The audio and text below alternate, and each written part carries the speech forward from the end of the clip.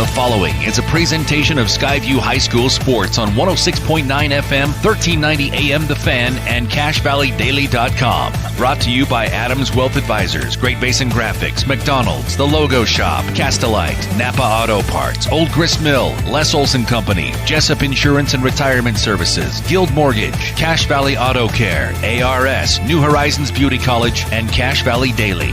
Now, it's time for the Skyview Bobcats on 106.9 The Fan.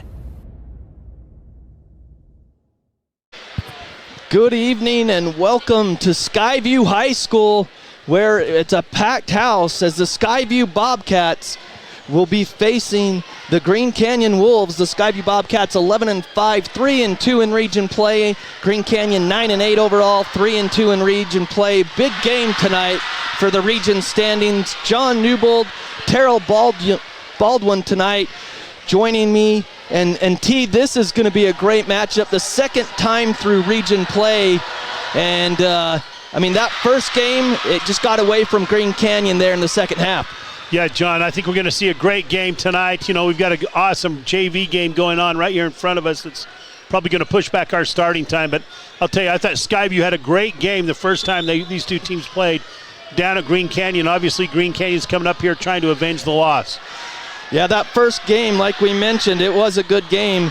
Skyview won 65-46, and the way that Skyview took advantage is they held Green Canyon to 7 points in the first and the third quarters, and that's pretty much the story of the ball game, because it was a second half of Skyview outscoring Green Canyon 37-24. Yeah, Skyview shot the ball with a lot of confidence down there, John, and obviously they want to try and have the same type of effort up here tonight. But you've got a Skyview team coming into this game just a little bit wounded, and they want to get momentum going back their way. Green Canyon coming off a nice win over Mountain Crest on Wednesday night, and both teams wanting to obviously move up in the standings. So I think we're going to have a great game tonight, John. Since you've coached before, what is it like the second half of region? You've already, you've seen the teams. Yep. What is it like from a coaching staff perspective? You don't ever make a huge overhaul. You just make some slight adjustments, maybe some matchups. You experiment with a couple different things that you might think would work. You don't stick with those experimentations that often.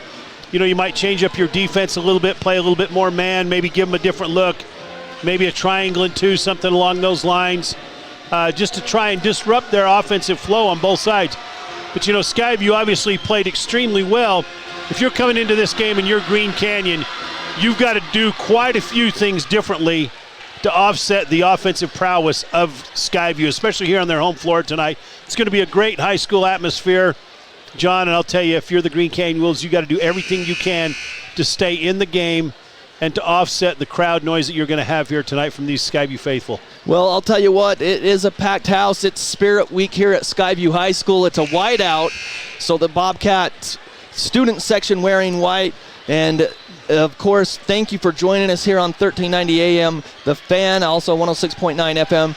And also, if you're watching on CashValleyDaily.com, the video stream, we appreciate you on CashValleyDaily.com. It's powered by Adams Wealth Advisors, and Skylar Murdoch is running the camera for us. You'll be able, if you're tuning in, to see the part of the JV game in overtime. Right now it's Green Canyon 53-51 with 35 seconds left and a timeout for Green Canyon. But again, it's the Bobcats and the Wolves.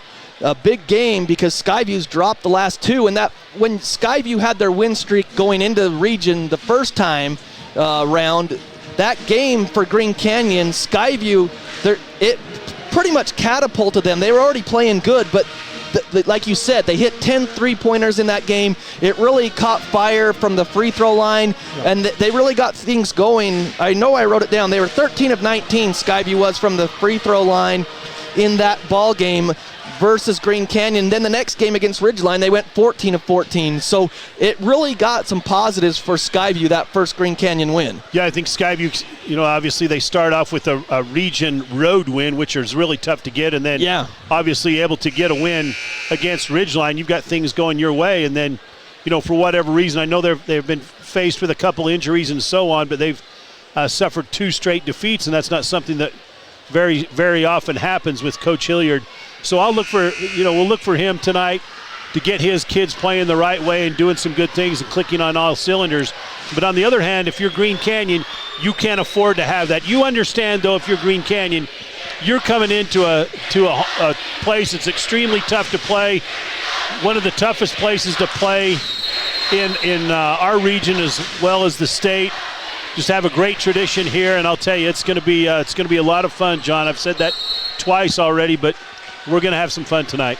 All right, so we're getting closer to tip-off. We'll see how much time they put on the clock after this JV game gets done, because it's 53-51 with still 33.7 seconds. Green Canyon with the lead going to the line for the JV in overtime. We're going to step aside for a 1-minute break and come back and talk more about this matchup between Green Canyon and Skyview here in region play tonight at Skyview High School.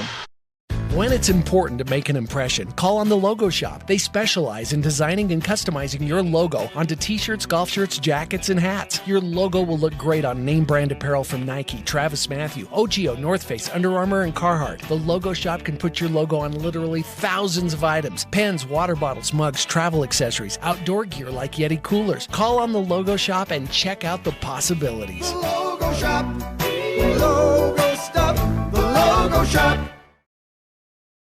Thank you for voting Adams Wealth Advisors the gold winner for Best Financial Planner in the Best of Northern Utah competition. Understanding your family, jobs, and goals is how Adams Wealth Advisors will continue to earn your trust. This is Craig Adams. At Adams Wealth Advisors, we are here to help you receive peace of mind whether you've done a lot of planning or a little planning. Count on our team at Adams Wealth Advisors for honesty, professionalism, and integrity. Visit adamswealthadvisors.com or call 752-1702 to schedule a time with an advisor today. Please see adamswealthadvisors.com for more information on these recent awards.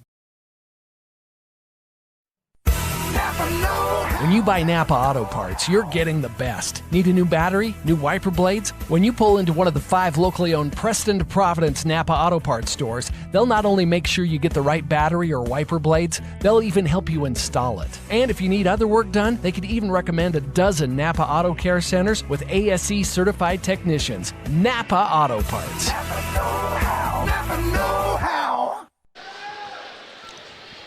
Welcome back to Skyview High School. John Newbold and Terrell Baldwin with you.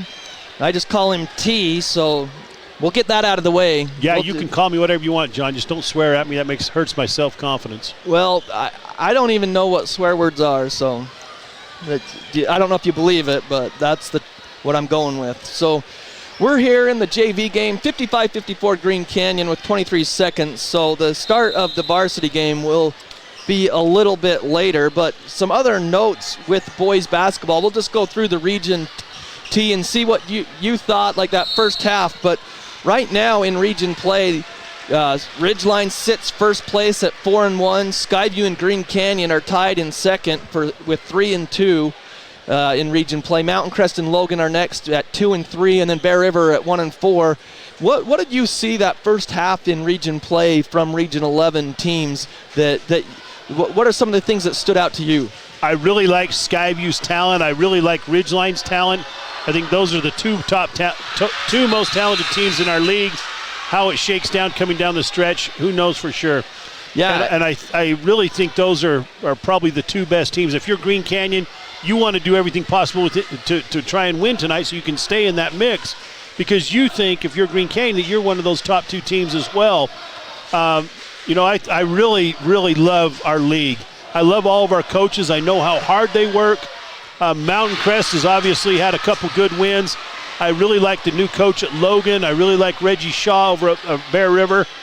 And I love all of these teams. I think they're all doing some good things. One thing about Mountain Crest, watching them the other night, boy, they sure do not quit. They just kept playing hard the entire game, and I know you were able to see that when Skyview played them. Yeah, and Coach Smith, and the thing about Coach Smith, even though it's his first year, he talked about on 106.9 FM, the Fan, during the Full Court Press. They had an interview with him, and he talked about their season before that game, and he said, we're not getting blown out of games. Our team's fighting. We're losing close, so we're just trying to build that culture. And for Mountain Crest, as a program, Coach Hilliard going into that game, he told me, he's like, we love Chandler. We know that he's going to get that program back up to where Mountain Crest should be.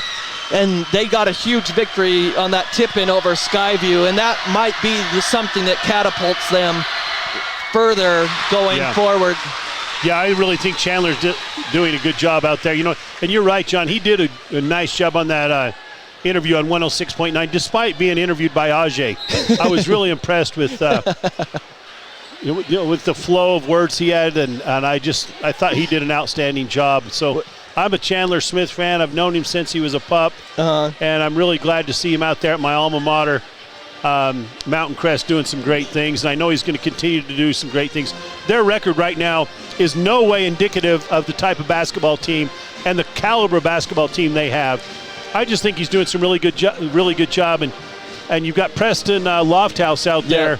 Anytime you have the last name Lofthouse and you're from Mountain Crest, you're a wrestler. Yeah. Well, I'll tell you what, he scraps like he's a wrestler. He's got some great basketball skills, and he's a gutty performer. I love to watch him play. That's a kid I'd love to coach. Well, when you look at the RPI standings, and that's what matters for your seeding when it comes to the tournament play, which is coming up in about 3 weeks down at Dixie State University. But you look at the boys' RPI rankings, Skyview, despite the loss the other night, or the back-to-back losses, they're still at number 3 overall out of the region. Number 4 is Ridgeline Green Canyon at number 7. And like you said, a win tonight for them over the number 3 would really help them. And then number 10 is Logan, 12 for Bear River, and Mountain Crest is at 13. The top 3 seeds in the RPI get a bye in the first round of the 4A state playoffs. Yeah, those the RPI ratings, until you get to those last couple weeks, I don't really get too concerned about them. Up until this point, they're great for grandparents and for talk show hosts to talk about. But that's something obviously that you have to be aware of, because you're going to be seeded based on how you do in that RPI, and it's so important if you can get a bye that first round. Well, your legs are just a little bit more fresh. Everything seems to go a little bit better for you. The other thing about the RPI too is it's good, I think, overall when you look at the whole basis of everything, but when it's a disservice to 4A because there's only 13 teams, so you're probably playing someone in the first round that's from your region. Oh, for the win. Oh. No, we're going to double overtime. No, that's going to push us back. It's 57-57 going to double overtime in the JV game. So we're going to step aside again. We'll take a 2-minute break here as we're trying to fill before we get the start of this varsity game. And T, you already kind of mentioned it, and I think it was off the air, but these JV guys, what an atmosphere for them to play in, because it's a packed house for the varsity game, and it's pretty loud in here for a JV game. Yeah, it's very rare that a JV team would have the opportunity to play in a situation like this. And boy, I'll tell you, a great high school atmosphere tonight for these JV kids to go a couple extra periods is a lot of fun for them. Yep. It's great to see Coach Matt Sadler down there run the Skyview JV, Coach Barry Ward running the Green Canyon JV, 2 experienced JV coaches that do everything to get these kids ready to play at the varsity level. Love to see these guys competing. And this might be a first too, T. This might be the first game that the officials won't be able to hear what the crowd and the coaches are telling them for a JV game, because usually you can hear every name that you're called. But for missing there's no way they can hear anything in here. But we're going to take a 2-minute break. When we come back, let's focus on the coaching staffs. You kind of talked about it with the JV, but these 2 coaching staffs have been in this region for a long time here in the Valley. We'll talk about that because you know them both pretty well. That's all coming up next right here on The Fan. Thank you for voting Adams Wealth Advisors the gold winner for Best Financial Planner in the Best of Northern Utah competition. Understanding your family, jobs, and goals is how Adams Wealth Advisors will continue to earn your trust. This is Craig Adams. At Adams Wealth Advisors, we are here to help you receive peace of mind whether you've done a lot of planning or a little planning. Count on our team at Adams Wealth Advisors for honesty, professionalism, and integrity. Visit adamswealthadvisors.com or call 752-1702 to schedule a time with an advisor today. Please see adamswealthadvisors.com for more information on these recent awards.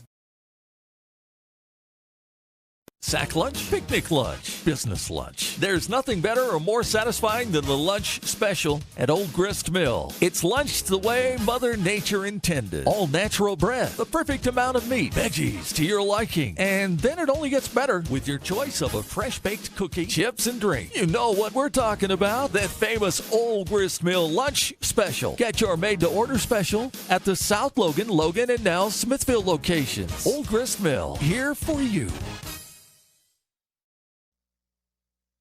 This is Judd with ARS Flood and Fire Cleanup. It's late at night, the weekend, or a holiday. You've just discovered your basement is flooded. Where are you going to find help right now? At ARS, we can take your call 24 hours a day, and when these disasters happen, we can have a flood team to your home within 30 minutes. We are also the insurance claim experts. When disaster overwhelms you, let ARS restore your peace of mind. Call 753-9600 or go to our website at arscleanup.com.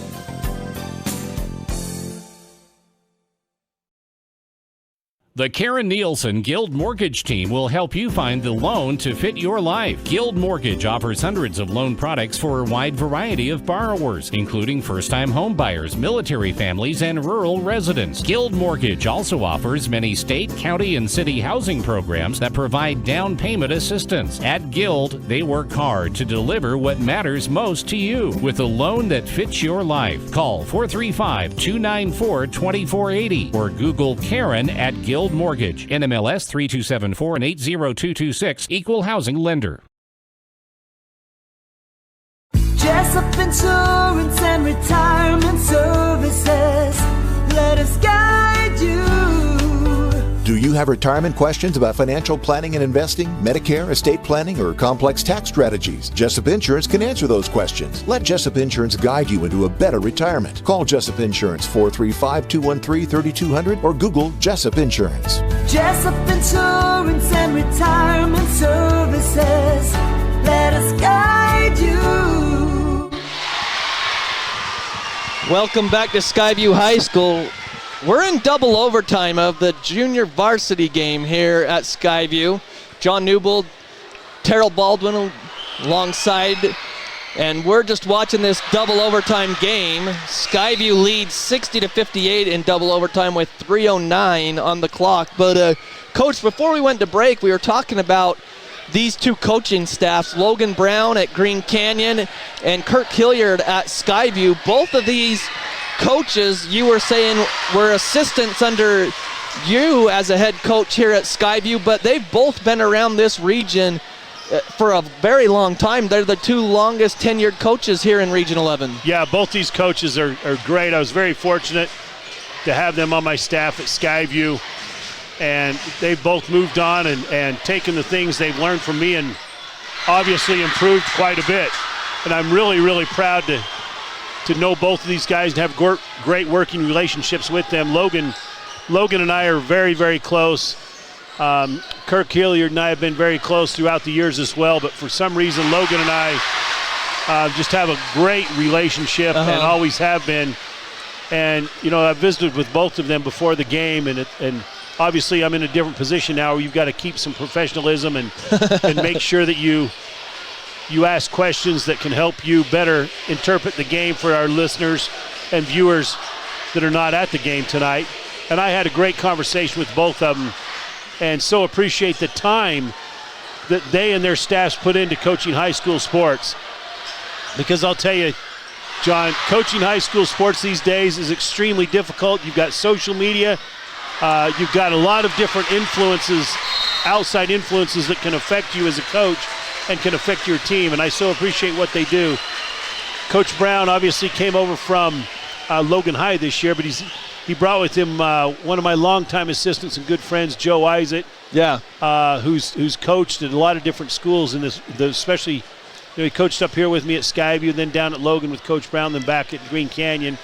Coach Barry Ward is also running his JV, and then Kyle Hoffman, who coached with us over at Logan.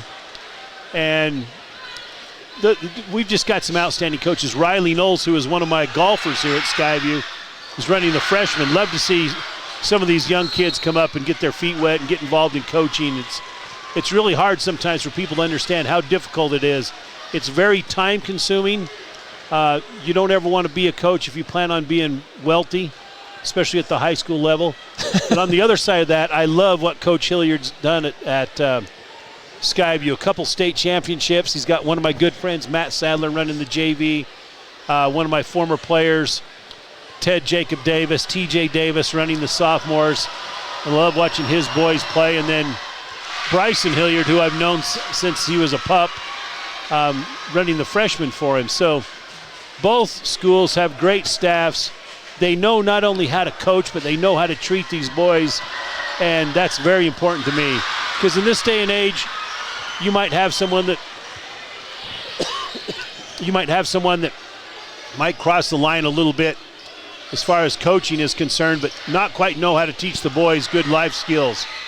And that's what we've got to have in this day and age, especially with so many different things that kids are going through.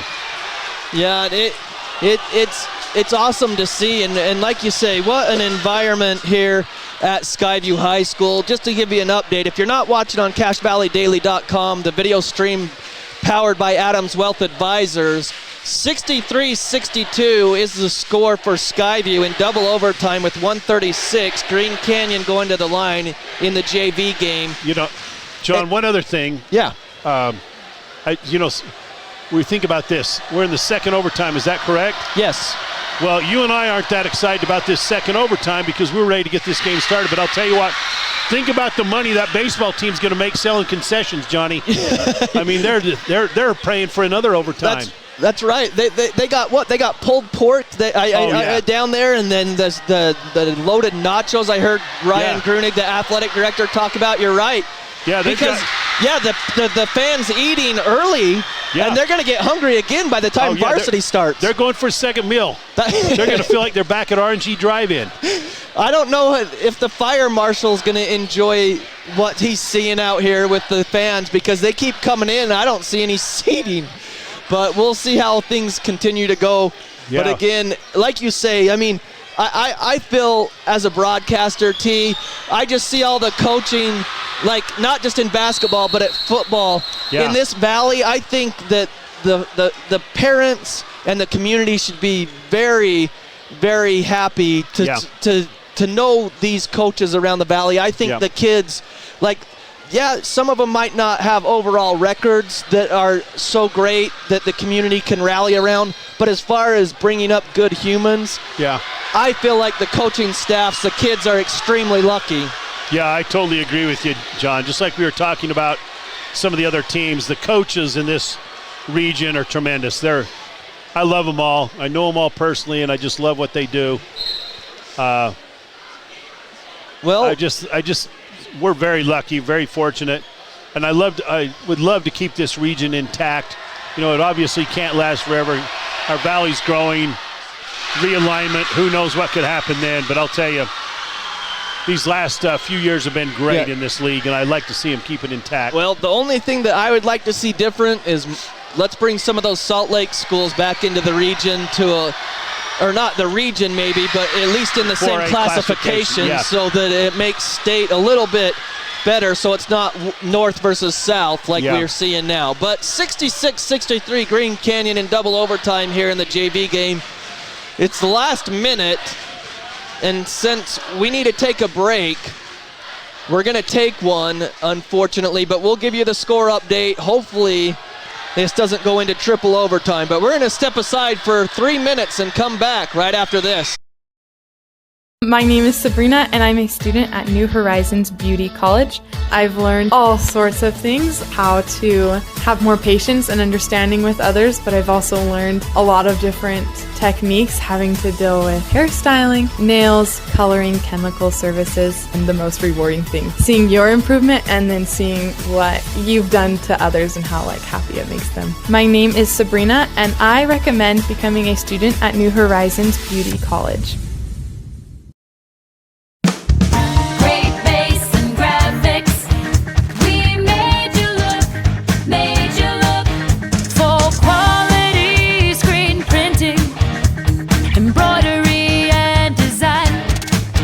What's important to you is important to us. We love what we do and it shows every time. Great Base and Graphics,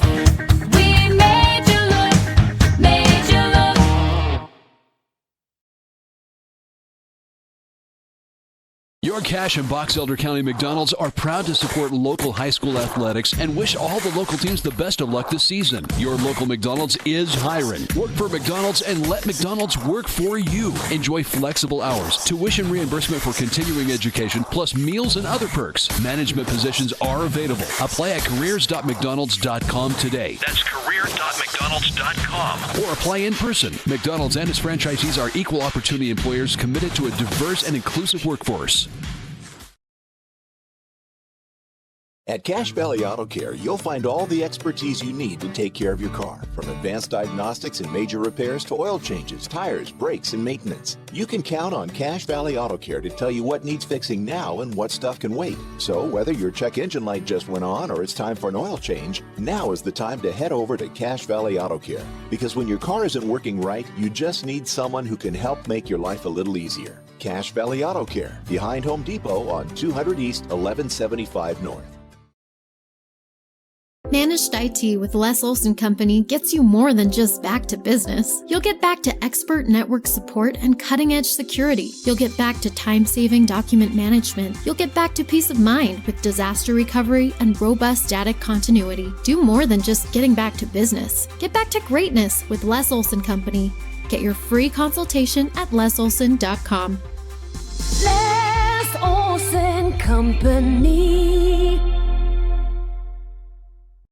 Colonel? Good morning, sir. I see you found a way to keep our cannon out of the mud. Pavers, sir. As a mason, I used to lay them for courtyards and patios. Brilliant. Thank you. They hold up beautifully no matter how punishing the conditions. I can see that. Say, after the war, think you'd be available to pave my patio at Mount Vernon? Stone pavers from Castellite really catch your eye. Do it yourself with the expert help at Castellite. For all your brick, block, rock, paver, and tile needs, go where the pros go. Castellite.com. When it's important to make an impression, call on the Logo Shop. They specialize in designing and customizing your logo onto t-shirts, golf shirts, jackets, and hats. Your logo will look great on name brand apparel from Nike, Travis Mathew, OGIO, North Face, Under Armour, and Carhartt. The Logo Shop can put your logo on literally thousands of items: pens, water bottles, mugs, travel accessories, outdoor gear like Yeti coolers. Call on the Logo Shop and check out the possibilities. The Logo Shop, logo stuff, the Logo Shop.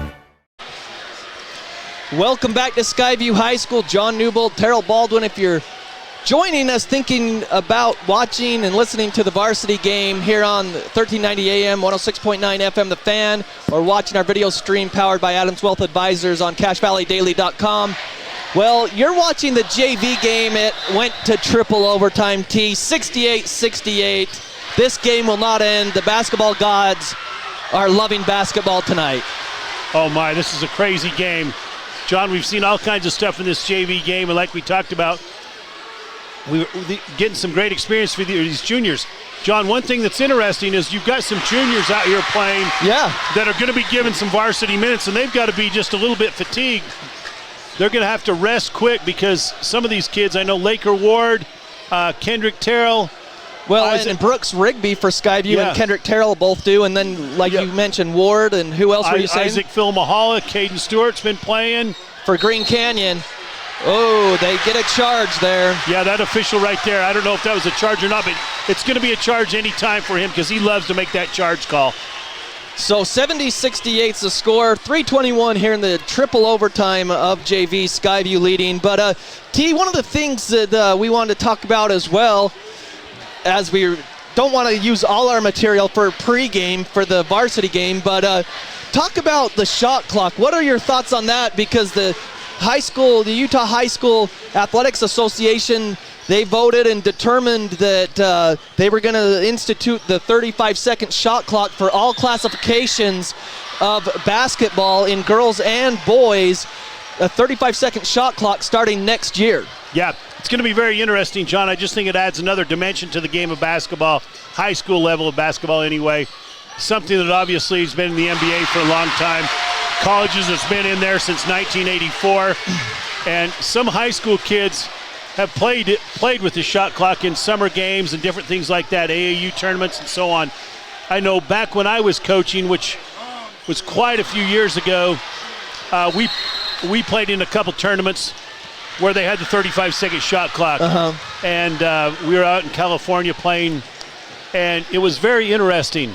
You know, as I look back in my coaching career, I only think of one game where we deliberately tried to hold the ball, and that was one of my first years. We had a game out at Mountain Crest where we felt like our best opportunity was to hold the ball. We got the tip and held the ball for 4 or 5 minutes. Ended up winning the game like 30-28, some crazy score. But, you know, I think you're going to see a lot of teams that their philosophy is going to have to change. Yeah. Because now all of a sudden, offensively, you've got to go get the defense because you've got to get a good shot in a certain amount of time. That's going to change up your defensive philosophy just a little bit. And I think it's going to be great for some teams, great for some coaches. Others, it's going to take, just like anything else, it's going to take a little bit more time to adjust. Well, the thing that I like most about it, T, is that it will actually reward teams that play good team defense on a possession, because in the past, and all teams have done it, when they can't get their look the first time, they'll try to reset and go back to the circles, and then reset and try to run more clock, and usually they can run up to a minute, a couple possessions, but with the 35-second shot clock, if you play good defense and box out and force a bad shot or a shot clock violation, I think it actually rewards the defense. That's what I like the most. Yeah, I think that's what a lot of people are going to like about it as well. It's going to be very interesting to see how it goes. I don't think in most games, John, I really don't think you're going to see much of a difference. You think about what we've seen here tonight, there have been maybe 5 possessions on each side that have gone more than 35 seconds. Even last time right there, Skyview was trying to hold the ball, and as I was keeping track, it went about 30 seconds. So, and now we got the same type of thing. They're going to try and run some clock. Well, he went right to the basket there, Skyview did. It's 74-70 Skyview in triple overtime. Now they're running their clock with 1:25. But what do you think about, it's going to be at every classification, but what's your thought on, like, do we run it at the JV and sophomore and freshman level, or do you cut it off at some point? Because that's going to be, I think the High School Association said that's up to each region to determine how they feel and what they want to work it with, if they want to drop it down to the freshman team or not. I think you employ it at all levels, John. Okay. It's like, I know this really dates me, but I remember when I was playing high school basketball at Mountain Crest, we didn't have the three-point line. We went to Idaho to play against Preston, and they were experimenting with the three-point line. And no kidding. They came and told us that the varsity game was going to be a three-point game, but the JV and lower-level games weren't. Well, we only had freshmen at that time against Preston. Was not going to be a a three-point game. And I just remember the whole thought process. One of the reasons they were concerned about it is because they were worried about officials keeping their eye on the line and so on when kids took shots and all that stuff and a bunch of other garbage. Well, once everyone got used to it, it wasn't that big of a deal. And I feel like it's going to be the same way with the shot clock. If you're going to play, when they started to implement the three-point line, it was terrible how they only implemented it in some games, some levels. Then when they implemented in the state of Utah, every level had the three-point line. And that's what they've got to do. If you're going to play the shot clock at varsity, you've got to get used to it at your lower levels. Doesn't really matter. I know they're a little bit worried about cost and so on. I think it's going to be just fine. I wouldn't get too worried about cost. Well, a steal by Green Canyon, a three-pointer on the way, no good. Big miss, Skyview the rebound with a minute to go, and they have the lead, and the breakaway, and a dunk. So Skyview's got a 6-point lead with 50 seconds, but as we've seen in this JV game, it's not over till it's over because it's triple overtime, so we do have a couple of score updates from other varsity games going on in Region 11 play. These scores brought to you by Les Olson Company. Did you know Les Olson Company offers free IT security awareness training? Stop threats before they become a problem. Get your free network assessment at Les Olson Company. today. Here's Ridgeline and Logan. Ridgeline 15, Logan 12. I think that's in the Grizzly Den too tonight. After the first quarter, let me double check. Yeah, it's at the Grizzly Den. So Ridgeline 15, Logan 12. And then Mountain Crest and Bear River at the end of the first, and I believe that one's in Bear River. I think that one's in Garland, and Mountain Crest led Bear River 6-5 at the end of the first quarter there. Those scores brought to you by Les Olson Company.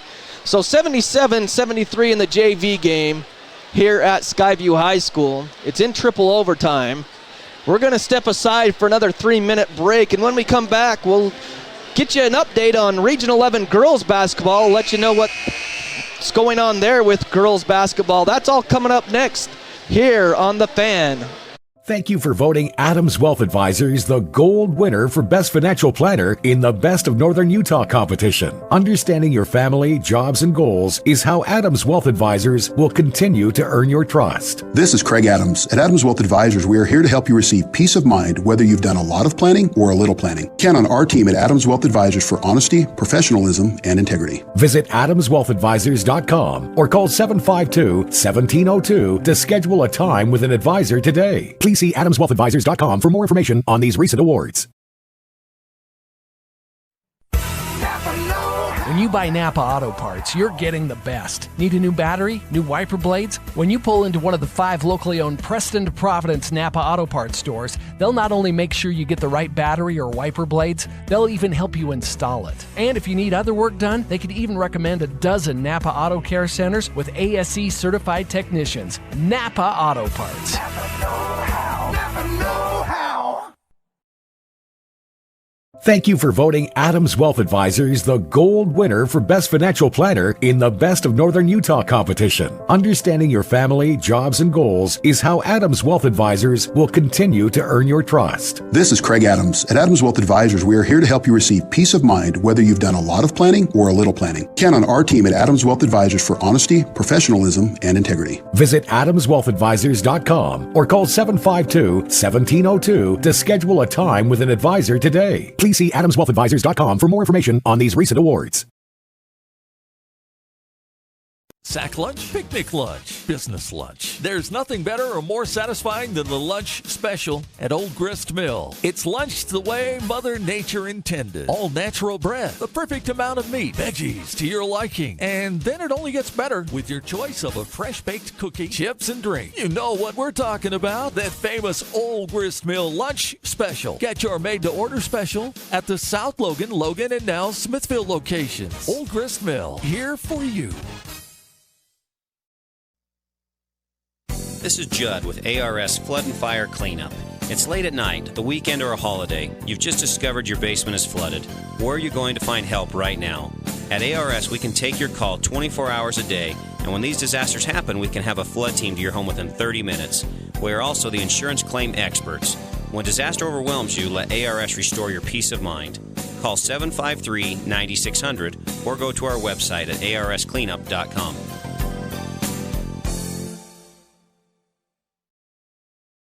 The Karen Nielsen Guild Mortgage Team will help you find the loan to fit your life. Guild Mortgage offers hundreds of loan products for a wide variety of borrowers, including first-time home buyers, military families, and rural residents. Guild Mortgage also offers many state, county, and city housing programs that provide down payment assistance. At Guild, they work hard to deliver what matters most to you with a loan that fits your life. Call 435-294-2480 or Google Karen at Guild Mortgage, NMLS 3274 and 80226, Equal Housing Lender.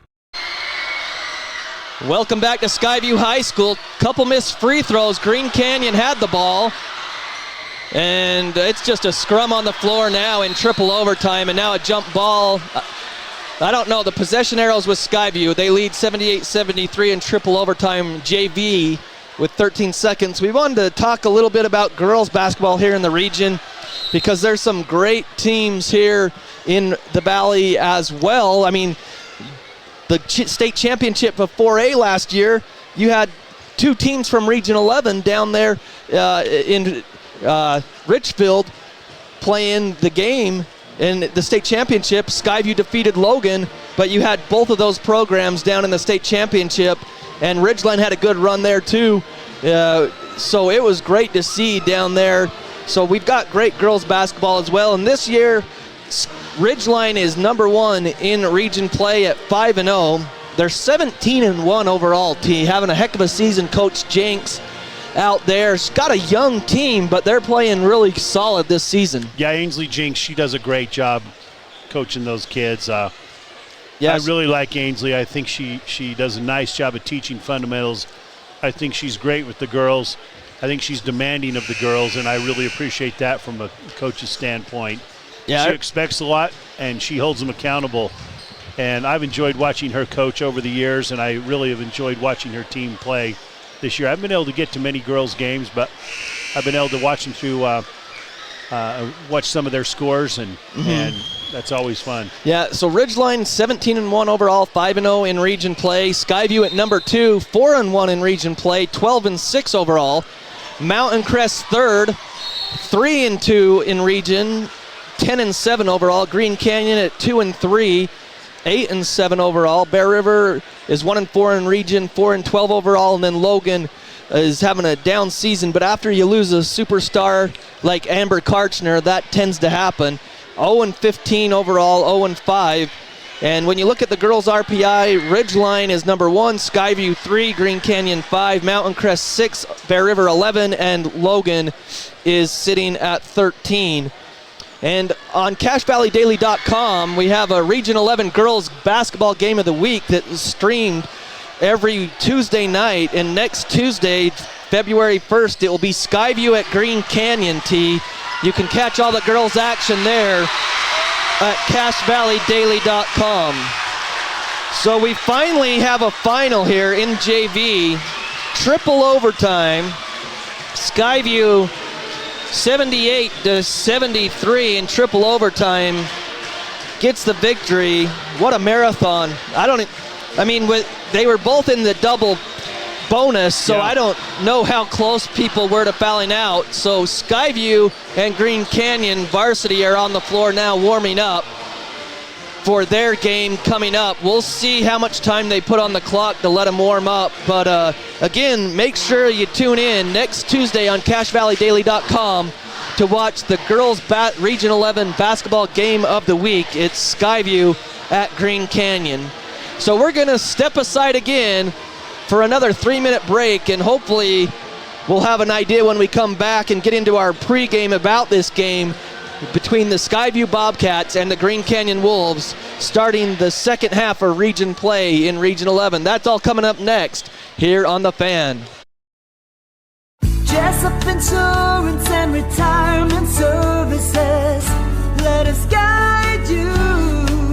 Do you have retirement questions about financial planning and investing, Medicare, estate planning, or complex tax strategies? Jessup Insurance can answer those questions. Let Jessup Insurance guide you into a better retirement. Call Jessup Insurance 435-213-3200 or Google Jessup Insurance. Jessup Insurance and Retirement Services, let us guide you.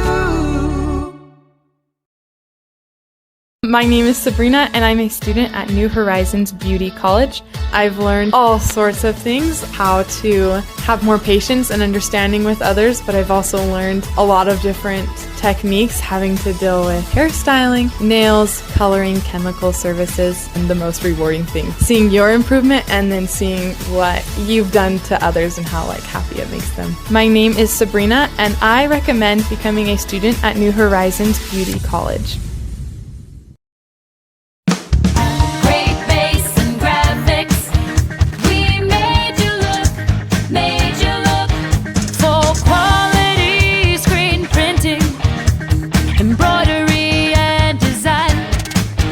What's important to you is important to us. We love what we do and it shows every time.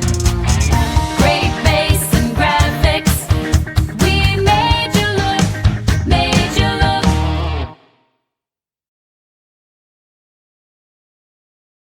Your Cache and Box Elder County McDonald's are proud to support local high school athletics and wish all the local teams the best of luck this season. Your local McDonald's is hiring. Work for McDonald's and let McDonald's work for you. Enjoy flexible hours, tuition reimbursement for continuing education, plus meals and other perks. Management positions are available. Apply at careers.mcdonalds.com today. That's careers.mcdonalds.com. Or apply in person. McDonald's and its franchisees are equal opportunity employers committed to a diverse and inclusive workforce. At Cache Valley Auto Care, you'll find all the expertise you need to take care of your car, from advanced diagnostics and major repairs to oil changes, tires, brakes, and maintenance. You can count on Cache Valley Auto Care to tell you what needs fixing now and what stuff can wait. So whether your check engine light just went on or it's time for an oil change, now is the time to head over to Cache Valley Auto Care. Because when your car isn't working right, you just need someone who can help make your life a little easier. Cache Valley Auto Care, behind Home Depot on 200 East, 1175 North. Managed IT with Les Olson Company gets you more than just back to business. You'll get back to expert network support and cutting-edge security. You'll get back to time-saving document management. You'll get back to peace of mind with disaster recovery and robust data continuity. Do more than just getting back to business. Get back to greatness with Les Olson Company. Get your free consultation at lesolson.com. Les Olson Company. Colonel? Good morning, sir. I see you found a way to keep our cannon out of the mud. Pavers, sir. As a mason, I used to lay them for courtyards and patios. Brilliant. Thank you. They hold up beautifully no matter how punishing the conditions. I can see that. Say, after the war, think you'd be available to pave my patio at Mount Vernon? Stone pavers from Castellite really catch your eye. Do it yourself with the expert help at Castellite. For all your brick, block, rock, paver, and tile needs, go where the pros go. Castellite.com. Welcome back to Skyview High School. John Newbold here with you. Thanks for joining us on 1390 AM, 106.9 FM, The Fan. And also you're streaming on CacheValleyDaily.com. And the video streaming experience is brought to you by Adams Wealth Advisors. Your Adams Wealth Advisors wants to understand your family, job, hobbies, and goals to earn your long-term financial trust. Visit them at adamswealthadvisors.com to schedule a time with an advisor today. So we're getting closer to tip-off.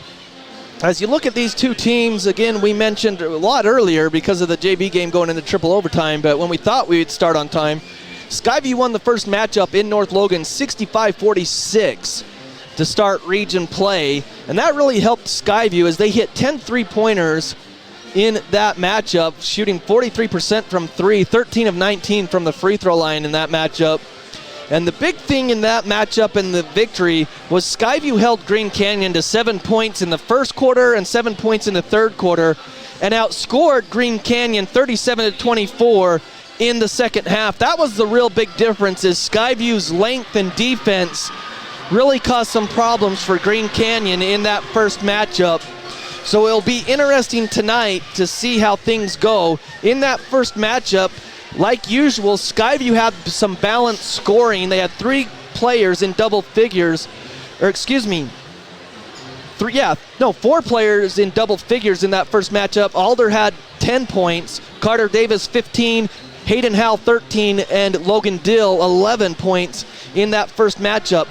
Now, most of them were under their average, other than Carter Davis on the season scoring-wise, but they are so balanced. That's what makes Skyview so good with that. But the last couple of games, and Coach Hilliard's talked about it on our post-game show, T, the problem for Skyview in this two-game losing streak is they're having a hard time keeping players, the opposing players in front of them defensively, and they're really struggling defensively and stopping teams. Yeah, John, I haven't been able to watch them the last couple of games like you have, but just been visiting with Coach Hilliard. I know that's one of the things that he's concerned about. He loves the way that Green Canyon runs their offense. He knows that Brady Smith is a skilled point guard, knows how to get the ball to the rim, knows how to distribute the ball to the right player so that they can score it. But, one thing I noticed from that first game, Skyview shot the ball extremely well, but who I was most impressed with I just thought Braden Alder did a nice job of getting people the ball at the right place where they could score it. Anytime you have a point guard like that, you're going to have a good night. You're going to have a lot of success. Braden seems to be one of those point guards. He doesn't care how much he scores. He just wants to win and wants to get the ball to the right people. Anytime you have a point guard like that, you can do some great things as a team. Well, one of the things that Skyview wants to do, I think, tonight as well, too, is establish the post play with their star junior, 6'5" Logan Dill, averaging 16 points and 9 rebounds on the season. So he's averaging nearly a double-double, and he's gotten 8 double-doubles on the season so far. And for me, the first half of region play, I think that he's the front runner for the MVP of region so far, with still some games to play, because when you have 8 double-doubles leading the region, I mean, that's saying a lot for a junior. Yeah, he's doing some great things. And, you know, one thing that Skyview is very good at is executing their offense in the half court. They're very good at utilizing that big man, and obviously that's one of the things that they want to do tonight, is try to utilize their length and their height against Green Canyon. They were able to do that the first time. Logan Deal is one of those kids. He likes to play with his back to the basket. He's a traditional post player. I love to see that personally, John. They run a lot of sets with him, get him involved quite a bit, and he's got a great touch. He understands the post play. He understands where he needs to catch the ball to score it, and he seems to have a great feel to understand where he needs to be on the weak side of the floor, on his weak side of the floor, because almost every post player has a strong side for them and then a weak side for them as well. And I'll tell you, I look for Skyview, if they want to be successful tonight, to be very methodical in their offense and look to utilize that post play. Maybe get it inside and then have him kick it outside. Their inside-outside game's deadly. Well, and when you go on the flip side in that first game, when you look at Green Canyon in that first game, Brady Smith led the way, 17 points in that affair. Even though they lost, I remember watching on CashValleyDaily.com the call. Craig Hislop and yourself, T, were at that game, calling the game. The thing that I was most impressed with, because I don't get to see Green Canyon as much, is Spencer Mon. And not for his offense but so much, but his defense. He really gets up defending, and he caused some problems for the Skyview Bobcats at times in that game, trying to get into their offensive sets. Yeah, Spencer he's been playing great. He had a really good game that game. And 10 points. Yeah, and I really thought he did some good things. He was definitely one of the bright spots. And he's been playing great. Last night 2 nights ago, he ended up scoring 20, 26, 28, something like that. He just played outstanding. But one of the things for Green Canyon tonight, if you're going to have some success, you've got to control the tempo. You've got to get the tempo where you can have it to experience some success. And I think against Skyview, you've got to run this. You've got to get the game going as fast as you can. You've got to try and beat them up and down the floor. They want to settle down. They want to be a little bit more methodical on the offensive end. You've got to try and run them and get them up and down the floor. You've got to utilize your speed. They have 3 guys that are very well conditioned and know how to get it to the rim. And transition D is also going to be a huge thing for Green Canyon. They've got to recover in transition. They've got to be talking to point and so on. And then the other thing that Green Canyon has going their way tonight, and I know some people look at it a little bit different, but they've got to be just a little bit chippy. They've got to have a little chip on their shoulder and play with a little bit of revenge factor. On the other side of that, if you're Skyview, you're so excited to get home and get in front of this monstrous crowd we've got here tonight that's going to be loud. They're going to, I put that down as one of the main factors for Skyview tonight.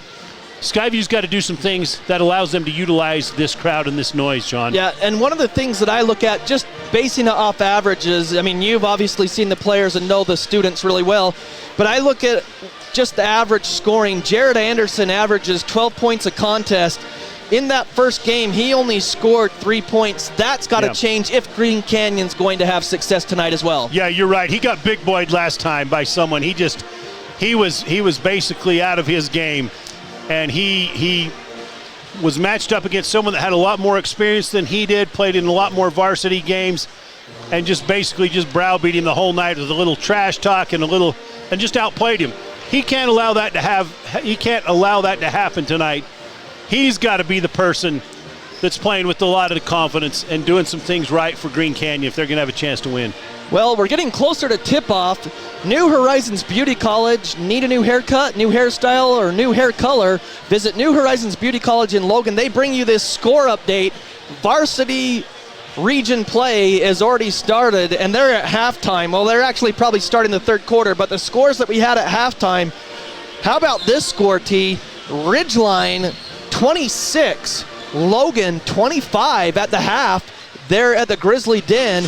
Coach Argyle, after that victory the other night against Skyview, if they were somehow to upset the number one team in region play in Ridgeline, that'd be something to start the second half of region play. And then in Garland, it's Bear River 15, Mountain Crest 13 at the half. So a low-scoring game in that one. Those scores brought to you by New Horizons Beauty College.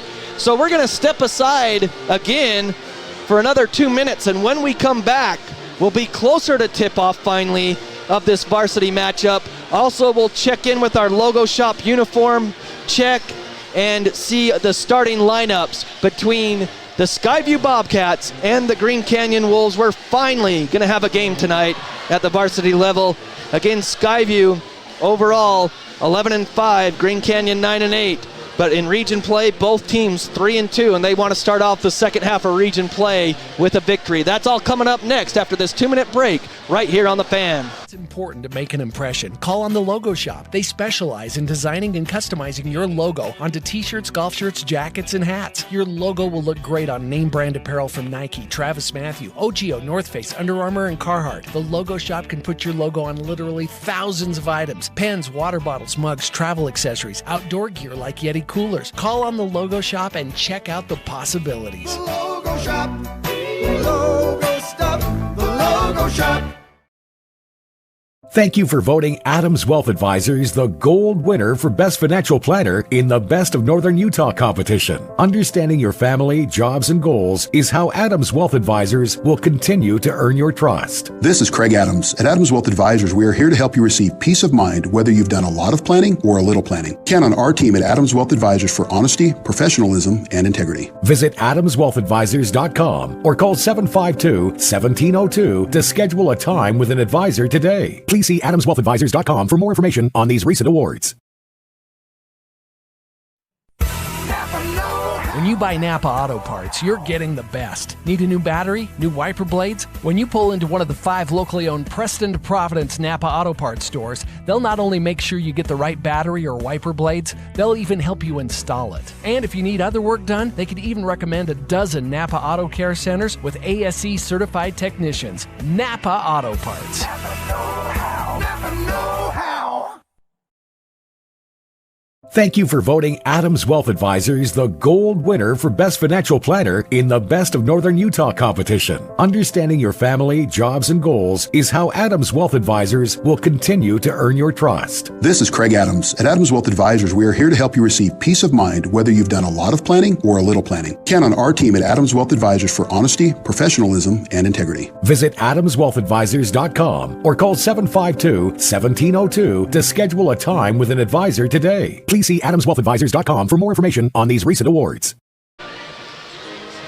Welcome back to Skyview High School as we're getting ready for tip-off. It's the Green Canyon Wolves visiting the Skyview Bobcats. Both teams 3-2 in Region 11 play. And Skyview won the first matchup. John Newbold, Terrell Baldwin here with you. Our cameraman will be Skylar Murdoch. We appreciate him. And if you're joining us on CashValleyDaily.com, your video streaming experience is powered by Adams Wealth Advisors. So again, we're getting ready for the starting lineups. Our Logo Shop uniform check will be coming up after the national anthem. So we'll get ready for that. So we'll step aside again for a couple minutes and come back with the starting lineups right after this. Sack lunch, picnic lunch, business lunch. There's nothing better or more satisfying than the lunch special at Old Grist Mill. It's lunch the way Mother Nature intended. All natural bread, the perfect amount of meat, veggies to your liking. And then it only gets better with your choice of a fresh-baked cookie, chips, and drink. You know what we're talking about, that famous Old Grist Mill lunch special. Get your made-to-order special at the South Logan, and now Smithville locations. Old Grist Mill, here for you. This is Judd with ARS Flood and Fire Cleanup. It's late at night, the weekend or a holiday. You've just discovered your basement is flooded. Where are you going to find help right now? At ARS, we can take your call 24 hours a day, and when these disasters happen, we can have a flood team to your home within 30 minutes. We are also the insurance claim experts. When disaster overwhelms you, let ARS restore your peace of mind. Call 753-9600 or go to our website at arscleanup.com.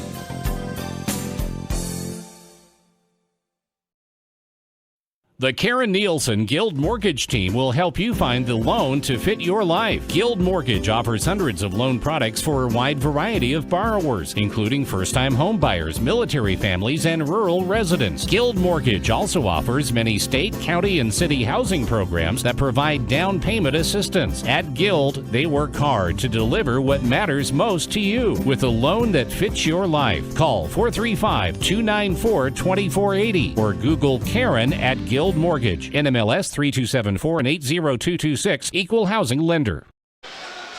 Welcome back to Skyview High School. It's time for our Logo Shop uniform check. Since 1990, the Logo Shop been your source for customized logoed items for business, teams, and booster clubs. So the starting lineups for the Green Canyon Wolves, T. Starting tonight for the Green Canyon Wolves will be number 0, Jarrett Anderson, the 6'2 sophomore with 12 points a game. He'll be joined by number 2, Spencer Mon, the 6'2 senior averaging 14 points a game. Joining those two will be number 11, Tanner Ty, the 6'3 senior averaging 6 points a game. The starting point guard tonight will be number 23, Brady Smith, averaging about 23 a game for the 6' senior. Last but not least will be number 33, Dallas Day, averaging 5 points a game. And actually, correction, Brady Smith averaging 14 points a game. John, take it away for the Skyview starters. Well, they've got the lights off and they've got an introduction that you can see on CashValleyDaily.com. But the uniform check, the Green Canyon Wolves are in their black road jerseys with dark green. So it's going to be hard for me not knowing the players, those numerals, but I'll try my best tonight. But on the video screen, they've got an introduction. You can see that on CashValleyDaily.com. But the starting lineups for the Skyview Bobcats, it will be number 4, the 6' senior Braden Alder. Number 5, a 6'4" junior Carter Davis. Number 11, a 6'3" senior Josh Myers. Number 33, Hayden Howell, the 6' junior. Number 40, the junior 6'5" Logan Dill. That's been the starters that Skyview's been with all season long. So unless Coach Hilliard switches it up, which I don't think he will, that will be your starters for the Skyview Bobcats tonight. And again, the Logo Shop brings you the uniform check. The Skyview Bobcats will be in their home uniforms that are white, trimmed in blue with the blue numerals. And it's been Spirit Week here, T, at Skyview High School. And it's a whiteout here for the students as they delivered pizza for the JV game. Yeah, they delivered pizza for both sets of fans tonight, John. I have no idea how many pizzas they brought in, but I swear I saw about 200 boxes of pizza coming in from one of the local pizza joints here. Well, not only that, but I was wondering, because I saw the players, the Skyview varsity team was handing them out. I saw one of the players with about 5 boxes, and I was like, hey, up here in the press box, especially with the triple overtime, I'm getting a little hungry here. Yeah, we might need a pulled pork sandwich to finish this thing off, or it's something, Johnny. Yeah, because I'll tell you what, you've got a lot of fans in here, and this place is packed. Yeah, it's hopping here. This is the place to be. But if you're not here, you can't get in now because the fire marshal's not going to let any more people in. I guarantee he's probably got this place closed down. John, real quick, tonight's officials, we've got a veteran crew. led by James Campos, who's done a lot of big-time basketball games, so it's no surprise to see him here tonight. He'll be joined by Preston Juggler and James Tracy. So we look forward to a good effort from those guys tonight in stripes. Dallas Day jumping with Logan Dill to get things started finally in this varsity matchup. Ball's in the air. Logan Dill tips it into the backcourt to Myers. And Myers brings it up. Spencer Mon guarding Hayden Howell, kind of not letting him get the ball, but Green Canyon's in man-to-man defense. Skyview going right to left on your radio dial towards Preston, towards the north. Braden Alder, open three on the way, got it! So Braden Alder drills a three to start things off. Skyview leads 3-0 with Mon and the ball for Green Canyon. Skyview starts in a man-to-man. On the baseline there, a bump and a foul there on Hayden Howell. And if you're Green Canyon, you like to see that from Jared Anderson, being just a little bit more assertive with the basketball. Yeah, and we talked about that as one of our keys. He only scored 5 points in that first matchup, I think, and his average is up by like around 14. And then Green Canyon gets a pass out front. Carter Davis knocks it out of bounds in front of the student section. 3-0 Skyview, 7:25 on the clock. So again, Brady Smith has it in the backcourt. I try my best here with these black jerseys and dark green. Spencer Mon over to Dallas Day, works it around the perimeter. Now Smith resets at the circles, trying to get it down in the post. Dallas Day up top. Who's he trying to hit down in the post down there every time? Tanner Ty. That's Tanner Ty, okay. Yep. So he's trying to get it to Tanner Ty down low. Now they get it to Smith on the right block. He passes out, fakes the three on the corner. Back out, Dallas Day on the left wing. Three, no good, off the rim. Logan Dill the rebound. Braden Alder has it in the front court, lobs it over to Carter Davis. Open three, right corner, no good. Dill, fight for the rebound. Good help, Dallas Day the rebound there. Brady Smith drives, attacks the basket up with a shot, and Hayden Howell just picked up his second foul. You don't like to see that if you're Skyview. That's a great job right there by Brady Smith, recognizing a seam. They called it on Carter Davis. Oh, very fortunate there for the Skyview Bobcats. But back to what I was saying about Brady Smith. Slight hesitation, took that thing strong to the hole with his left hand.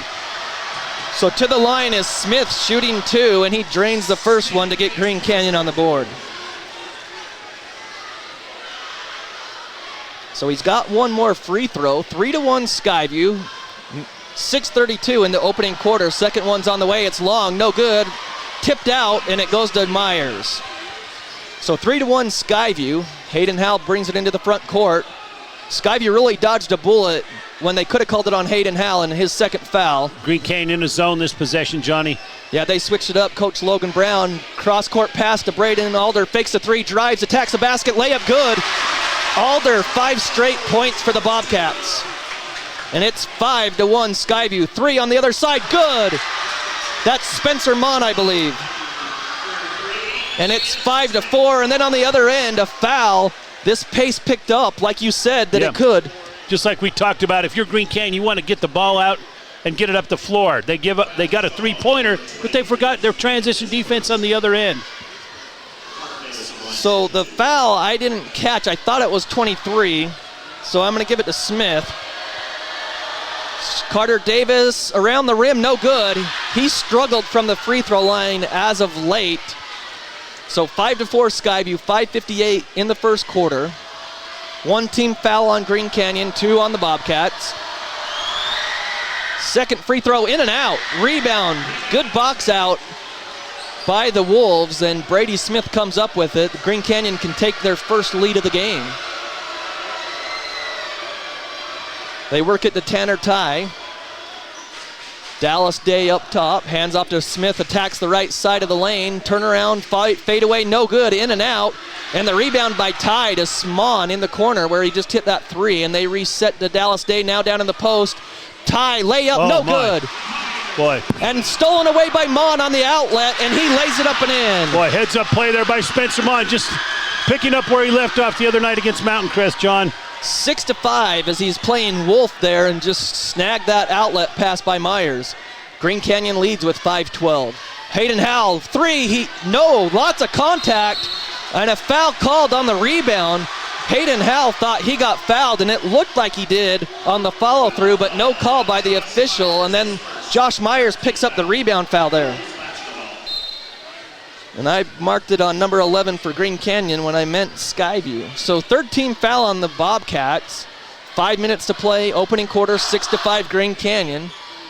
Day has it, hands off to Smith. Smith drives, free throw line jumper going right to left and drains it. He's shooting the ball with a lot of confidence, handling the ball with confidence. If you're Coach Brown, you love to see that from Brady Smith. 8-5 on the other end. Skyview attacks. That's Braden Alder. And knocked loose. Was that Anderson or Mon? It looks like Anderson knocked that away. So Anderson knocks it out of bounds for the Wolves. Skyview ball underneath their own basket. Hayden Howell off the screen, and he's fouled on the shot. This time they caught Spencer Mon knocking him down to the floor.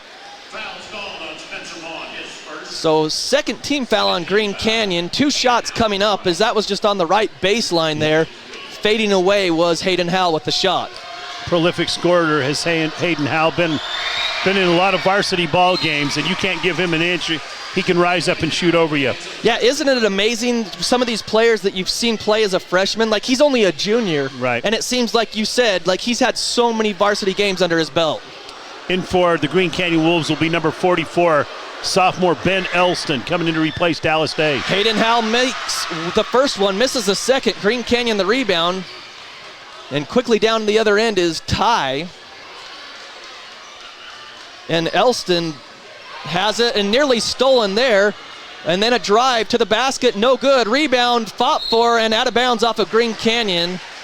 That was Elston fighting for the rebound and knocked it out last. 8-6 Green Canyon, 4:25 in the first quarter of this Region 11 game. Green Canyon extends their pressure into the backcourt. Carter Davis to Logan Dill, waits for the defender to get in the air, and he misses the layup. Foul goes against Elston. And I'll tell you what, that's the problem Skyview had the other night, T, is they missed a lot of bunnies like that inside to complete three-point plays. Logan Dill, that's a point-blank miss right at the basket. The foul wasn't that hard.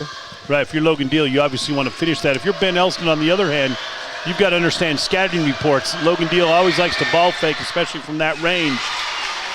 And you've got to keep your feet on the ground, just go up and contest. Well, Logan Dill makes the first free throw with 4:16 in the opening quarter.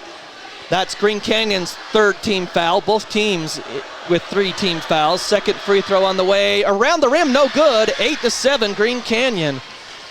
So Skyview on the season as a team shoots 70% from the free throw line. Ty has it and turns it over on a cut as he's trying to get the pass in the post. 2-on-3 break, but Carter Davis still attacks, lays it up off the rim, no good. Loose ball comes down to Myers. Nice rip on the defense by Elston to get that loose ball. And then on the other end, a layup, no good. And that's Elston with the rebound. Gets it to Anderson. Anderson drives, kicks it out into the corner to Ty. Good defense there by the Bobcats. Spencer Mon now attacks. He's into the key. Fadeaway jumper against Braden Alder. Off the rim, no good. And Myers the rebound. It's good D there by the Bobcats. Hayden Howell into the front court. Gets it to Braden Alder up top. Now Green Canyon stays in that 2-3 zone, T. They started out as man, and then they switched to zone, and they've stayed that way. Carter Davis in the high post. Takes a couple dribbles, spins around, up with the right hand, good. The lefty. Nice move there by Carter Davis with that soft baby hook from the right side. Yeah, and he did it with his right hand. He's a left-handed shooter, too, so nice touch there inside the key. 3 minutes to play. Skyview retakes the lead, 9-8. They had an early lead of 5-1, and then Green Canyon took the lead. Ty has it on the left wing. Still has it. Now he gets it to Smith, who takes a shot on the left side. No good. Logan Dill the rebound. To Hayden Howell with 2:40 in the opening quarter, 9-8 Skyview. Hayden Howell gets it to Braden Alder. Now up top to Hayden Howell. Trying to get that high-low game. A long three by Hayden Howell, short, no good. Rebound is tipped up to Braden Alder. Now to Carter Davis, left wing, open three, got it. Extra chance point there. Yeah, those second chance opportunities will be huge if you're Skyview, not something you can afford to give up if you're Green Canyon. 12-8 Skyview. They match their largest lead of 4 at 12-8. Anderson drives right side, layup good. He got past the double team and just split the defenders and had an easy layup, 12-10. Skyview leads, under 2 minutes to play here in the opening quarter. John Newbold, Terrell Baldwin with you. Skylar Murdoch running the camera for us on CashValleyDaily.com. Carter Davis drives left side, nice pass to Logan Deal down the lane, good. Boy, nice assist there by Carter Davis. Yeah, he just passed around the defender. And a good seal there by Logan Deal as well. 14-10 Skyview. Elston passes back out to Ty up front on the perimeter. Ty hands it back off to Brady Smith near the circles. Skyview's in a man-to-man. Mon gets a screen up top. Hands off to Elston. And then a screen there. It's an offensive foul. The screen by Ty. And Anderson got around it, but Hayden Howell just moved his feet and took the charge, they said. Yeah, if you're Green Canyon, you're going to come off that ball screen. You've got to come off skin to skin. You can't afford to give a little bit of a seam there. Whether that was a foul or not, it sure looked like a foul on Green Canyon. But because you didn't close the gap on that skin to skin ball screen there, it's always going to appear like it's a foul on the person initiating the contact, which was Green Canyon. 14-10 Skyview. Hayden Howell back to Brooks Rigby, who just entered the game. Logan Dill underneath, bobbled the ball, but he takes a dribble, lays it up and in on the right side.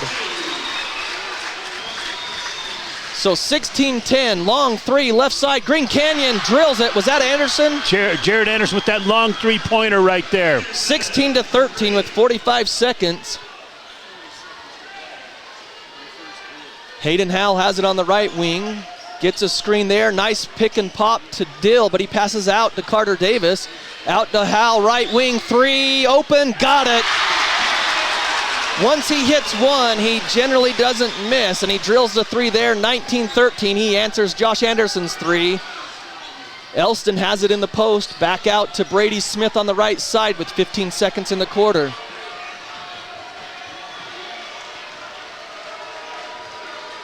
Smith has it. And away from the ball, they call an offensive foul away from the ball down in the post. I didn't see it. I was watching the ball up front. Caden Stewart just getting a little too wide on that pick. So he just came in, and so he picks up the foul. 5 team fouls on Green Canyon, 3 on Skyview. Mon comes in, and Tate and Merrill for the Bobcats come in for Logan Dill with 6 seconds, and Jordan Yonk. He'll come in for, let's see, he came in for Carter Davis. Yeah, going to give these guys just an additional 30 seconds on the bench. Alder comes in to Hayden Howell, 3 seconds in the front court, guarded by Mon. He launches a three, air ball. Great defense by Spencer Mon to pick him up full court like that. So at the end of the first quarter, it's Skyview 19, 13 for Green Canyon. We'll take a 1-minute break and be back right after this. Jessup Insurance and Retirement Services, let us guide you. Do you have retirement questions about financial planning and investing, Medicare, estate planning, or complex tax strategies? Jessup Insurance can answer those questions. Let Jessup Insurance guide you into a better retirement. Call Jessup Insurance 435-213-3200 or Google Jessup Insurance. Jessup Insurance and Retirement Services, let us guide you. My name is Sabrina, and I'm a student at New Horizons Beauty College. I've learned all sorts of things, how to have more patience and understanding with others, but I've also learned a lot of different techniques having to deal with hairstyling, nails, coloring, chemical services, and the most rewarding thing, seeing your improvement and then seeing what you've done to others and how happy it makes them. My name is Sabrina, and I recommend becoming a student at New Horizons Beauty College. Welcome back to Skyview High School. The Skyview cheer team just down there performing at the end of the quarter. Skyview leading 19-13 in a good battle in the first quarter. Both teams kind of had the lead for a bit there. Skyview's had the largest lead of the game at 6 right now, 19-13. Yeah, I think Skyview's done a great job of playing hard defense, physical defense without fouling. So Both teams are playing extremely hard, John. We're seeing some good things out of both teams to this point. Green Canyon starts with the ball. Brady Smith drives, pump fakes there and misses the shot. And then a three on the long rebound, no good. Rebound comes down to Alder. Alder gives it back to Hayden Howell. Green Canyon will fall back into their zone. So Skyview has Hayden Howell, Braden Alder, Carter Davis, Brooks Rigby, and Tate Merrill in. And for Green Canyon, it looks like Brady Smith, Spencer Mon, and a shot there by Carter Davis in the key is good. Boy, nice touch there by Carter Davis. Elston's in the game as well for the Wolves. And let's see, that's Mon, so... And Laker Ward is in now for the Wolves. So 21-13 Skyview, largest lead by any team. Dallas Day tries to drive from the left perimeter on the baseline, and Tate Merrill gets called for the hold. His first, fourth team foul on Skyview. Kendrick Terrell comes in for Braden Alder for the Bobcats, and Brady Smith goes out, and it looks like Jared Anderson will come in for the Wolves. And if you're Logan Brown, you can't afford to leave Brady Smith on the bench too long. Probably just going to get him a minute or two breather. Dallas Day left wide open for three, so he launches it, no good. Tate Merrill the rebound. Hands it off to Kendrick Terrell. Open three, left wing, Carter Davis, boom! If you're Coach Brown, you got to get a timeout there. Yeah. Skyview starts the second quarter on a 5-0 run, and they've opened this up into a double-digit lead, 24-13. We'll keep it here with 6:48 in the second quarter. We've got a score update. This score update is brought to you by Castelite. Castelite is the sponsor of our brick of the game. And maybe some bricks of the game happening in Bear River. The last score we had, Mountain Crest 13, Bear River 15 at the half. And going into the fourth, at the end of the third quarter, the Riverhawks have separated themselves a little bit from the Logan Grizzlies in the Grizzly Den. It's Riverhawks 43, Logan 35 going into the fourth. Those score updates brought to you by Castelite. Okay, so Green Canyon out of the timeout. Coach Brown probably just telling the guys, hey, we got to get back on defense and get in their faces. They're knocked down 10 threes the first matchup. We can't give them open threes in this game. Dallas Day up top, guarded by Tate Merrill. Yeah, and if you're Coach Brown, you got to get Brady Smith in there. You look just a little bit out of sorts without your point guard in there. Elston has it, gets him on, straightaway three. He's open, and he drills it. It's a big three there by Spencer Mon. Always seems to come through with the big three-pointer. Ends that 5-0 run that Skyview started off the second quarter with. Carter Davis on the right wing. He looked to launch, but he didn't. Gets it to Tate Merrill in the high post. Hand off to Kendrick Terrell, now to Brooks Rigby. Oh, backdoor cut. Tate Merrill just lost it on the backdoor cut. He had an open lane for an easy layup, but it went in and out of his hands, out of bounds on the baseline. And just as we said, Brady Smith checking back into the game for the Green Canyon Wolves. So Braden Alder comes in, and Hayden Howell goes to the bench, and you can see how much energy. Look at Hayden Howell on there. He's got his hands behind his head. I know enough about that kid to know how he competes, and he's going to be exhausted every time he comes out. Brady Smith right as he comes into the game. Nice. Reverse layup. Carter Davis would have maybe blocked that shot, but Brady Smith, a great job with the reverse to use the rim as protection. Great awareness, Johnny. You're right about that. 24-18, Brooks Rigby on the right baseline, drills the baseline jumper, something that Brooks Rigby can do, and he knocks it down. 26-18, Dallas Day on the other end. They don't respect his three, and he drills his first points of the game. 26-21 Skyview. Tate Merrill charges over Dallas Day. So back-to-back plays. Dallas Day knocks the three on offense and then comes back on defense. Yeah, that's a big momentum shift right there if you're the Green Canyon Wolves. Logan Brown's got to like that play out of his center there. Yeah, he got a chance to cut this 5-point lead down to 3 or 2. Yeah, 26-21 Skyview. 5:25 here in the first half. Green Canyon basketball. So Brady Smith gets it off to Anderson and gets the ball back. He's on the right side of the perimeter, hands off to Mon. Now to Smith in the right corner. He dribbles back out front. Over to the left side of the perimeter now. Three straight away by Anderson off the rim, no good. Alder picks up the rebound pretty easily there. Now Braden Alder is in the front court. 4:48 is the game clock. 2-3 zone for Green Canyon and stolen. Nice play there by Ty, and he hits it to Mon, who gets it to Smith. Smith drives baseline, layup too strong. Brooks Rigby the rebound. Oh, man. Got to finish those at the rim if you're Green Canyon. They hurry it up to Carter Davis for three, right wing, too long, air ball, and it goes off of Dallas Day, but he saves it on the baseline to Anderson. Quickly down to Brady Smith, who makes a great pass to Ty, and he misses the layup. What a pass. He thread the needle there. Both teams playing extremely hard, John. Yeah, what a game. Rebound to Skyview, 26-21. What a pass by Smith. He has a laser. There's a laser, oh my goodness, from Kendrick Terrell to Logan Dill, who lays it up and in. Nice move there by Logan Dill to sneak behind that last wall of defense there of the zone. Yeah, they forgot about him there on the baseline. 28-21 Skyview. Anderson drives, attacks the basket. He's fouled. He's bumped and fouled. Let's see who the foul's on. There was 3 Bobcats there. Love to see Jared Anderson playing this aggressive and this assertive if you're the Green Canyon Wolves. John, that's not something we saw the first time they played. Yeah. Yeah, and it showed in the stats. So Logan Dill picked up his first foul. 16 fouls on Skyview. Green Canyon with 5. Anderson to the line to shoot 2. Great Basin Graphics. With quality screen printing and detailed embroidery, Great Basin Graphics is sure to make you look. They bring you high school basketball here on the Fan. I didn't see that first free throw. First free throw just a little bit long for Jared Anderson. Misses the first. So Kendrick Terrell came out. Glad T was watching. Second free throw on the way. Looks long again, and it is. So Logan Dill gets it to Carter Davis. Gets it up to Hayden Howell, to Logan Dill in the high post. Out to Carter Davis, left wing, three-pointer. Got it. Oh, man. So Carter Davis is filling it. His third 3 of the game.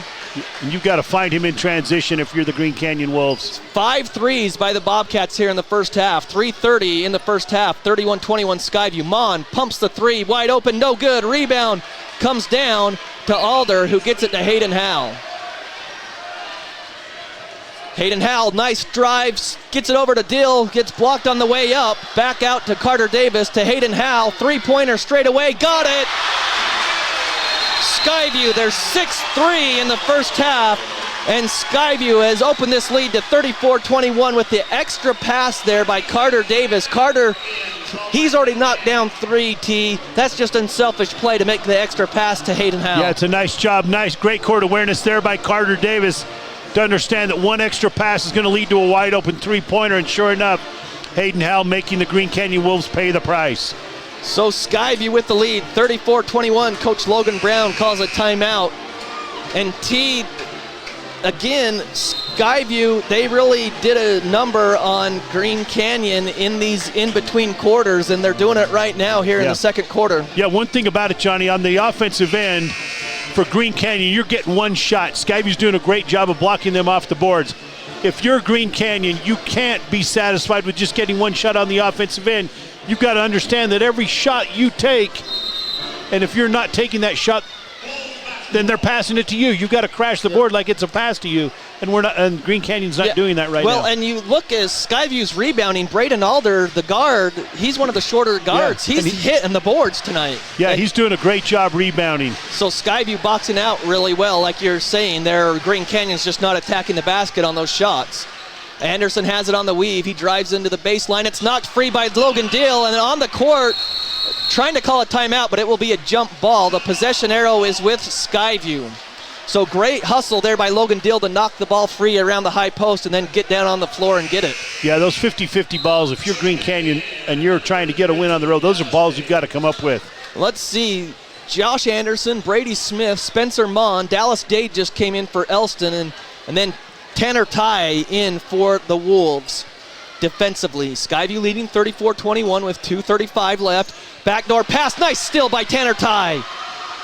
Tanner Ty drives down into the front court, doesn't have numbers. He gets down to the free throw line, pass out to Brady Smith. Brady Smith drives right side. He's bumped, fouled, and a blocking foul on Brooks Rigby.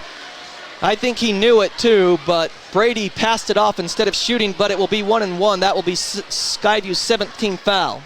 Great job there by Brady Smith. Just recognizes that seam and knows when to attack. Yeah. And Yeah, Brooks Rigby, he moved his feet. He just didn't quite get there because of that quick first step that Brady Smith attacked with. Yeah, just couldn't quite shut him off at the baseline there and take that charge. So again, 34-21 with 2:24. And a long time at the scores table was the official, and now they finally got it straight. 17 fouls on Skyview, 5 for Green Canyon. Brady Smith 1-1, he knocks down the first one. So Brady Smith has got 6 points, 2 free throws, and a couple 2-point baskets. He's 2 of 3 from the line tonight. Second one is good as well. 34-23 Skyview. 2:20 left in the first half. Spencer Mon is guarding Hayden Howell, so Green Canyon's gone back to their man-to-man. Hayden Howell pick and pop to Myers. Dill, Braden Alder for 3, right corner around the rim, no good, and Tanner Ty the rebound. Good defense there by the Wolves, or at least boxing out. Anderson drives, kicks it out. 3, right corner, got it. Spencer Mon just keeping the Wolves in the game. His third 3 of the night. He's got 11, 34-26 Skyview. Logan Dill, spin move. Oh, what a move, but oh, that was a sweet spin move by Logan Dill. It looked like he had an open basket there, but what a job to recover by Dallas Day to swat that ball out of there. Yeah, somehow Dallas Day was able to get a hand on that one. That's a nice job there by Dallas. Yeah, he got ripped on that spin move, but he made up for it with the block. And then the dribble play out of the pass in, and Logan Dill lays it up and in. Talk about executing Stu Morrill basketball. There it is. Yeah, that's, if you're a fan of Aggie basketball, you love to see that play. And Hayden Howell steals it. Anderson drives, Euro steps to the basket, no good, and then he tips it out of bounds on the rebound. 36-26 Skyview. Jared Anderson is playing extremely hard. It's amazing how much he's improved since the first go-around against Skyview. Yeah, that was a great Euro step. He just couldn't finish on the left side. So Skyview has it. Davis to Braden Alder, fakes the 3, drives the lane, floater in the lane, off the back of the iron, but gets the roll. And Alder scores. He's got 7. 38-26 Skyview. Smith on the other end goes over Carter Davis, no call, and puts it up and in and lays it in. Brady Smith, nice body control there. If you're Green Canyon, you'd like to get this lead down to double digits of Skyview by the half. Yeah, the possession arrow is with Green Canyon to start the third quarter. We're under a minute here. Skyview's up 10. Pick and pop. And Alder tries to get it to Logan Dill, but as Logan Dill went to make his move, his shoe came untied, so he either stepped on his shoelace or he got his foot stepped on when he set the screen, but he seems to be all right. That's good for Skyview that he didn't roll his ankle. Yeah, Tanner Ty trying to give him a lift up there. Yeah, good sportsmanship there by Green Canyon. Obviously, you expect it with these two coaches and the way they run their programs like we talked about in the pregame. So 39 seconds on the clock. Green Canyon basketball going left to right on the radio dial. Brady Smith gets a screen at the high post. Back to Dallas Day for 3 straight away. No good. Rebound. Hayden Howell skies in for the rebound on the right side. Wow. Got some airtime there. And he nearly throws it away. Carter Davis drives. Alder for 3. Right side. Off the iron. No good. All right. If you're Green Canyon here, you've got to hold for 1. Tanner Ty has the ball with 12 seconds in the front court. He's trying. Carter Davis doing a nice job of denying Brady Smith. Yeah, clock down to 5 seconds, and Carter Davis steals it, throws it off Brady Smith, out of bounds, Skyview ball. And you said it, T. He was denying the ball, Carter Davis. He didn't want Brady to get it, and then he somehow still stole it and knocked it off of Brady. Yeah, nice job there by Carter Davis. We couldn't quite see what happened there, but we just... Pretty good idea. Carter with 3 seconds launches it from the backcourt. It looks good. It was just short. It was right on line. So at the end of the first half, Skyview will have a 38-28 lead to end the first half. We're going to take a 2-minute break here on our halftime. And when we come back, we'll be talking Skyview girls basketball with Hannah Radford. That's all coming up next, right here on The Fan.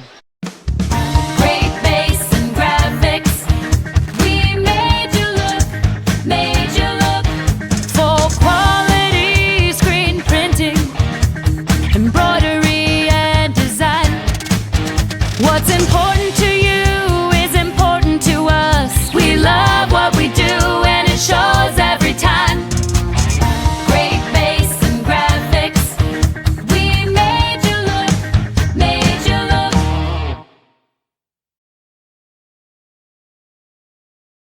Your Cache and Box Elder County McDonald's are proud to support local high school athletics and wish all the local teams the best of luck this season. Your local McDonald's is hiring. Work for McDonald's and let McDonald's work for you. Enjoy flexible hours, tuition reimbursement for continuing education, plus meals and other perks. Management positions are available. Apply at careers.mcdonalds.com today. That's career.mcdonalds.com. Or apply in person. McDonald's and its franchisees are equal opportunity employers committed to a diverse and inclusive workforce.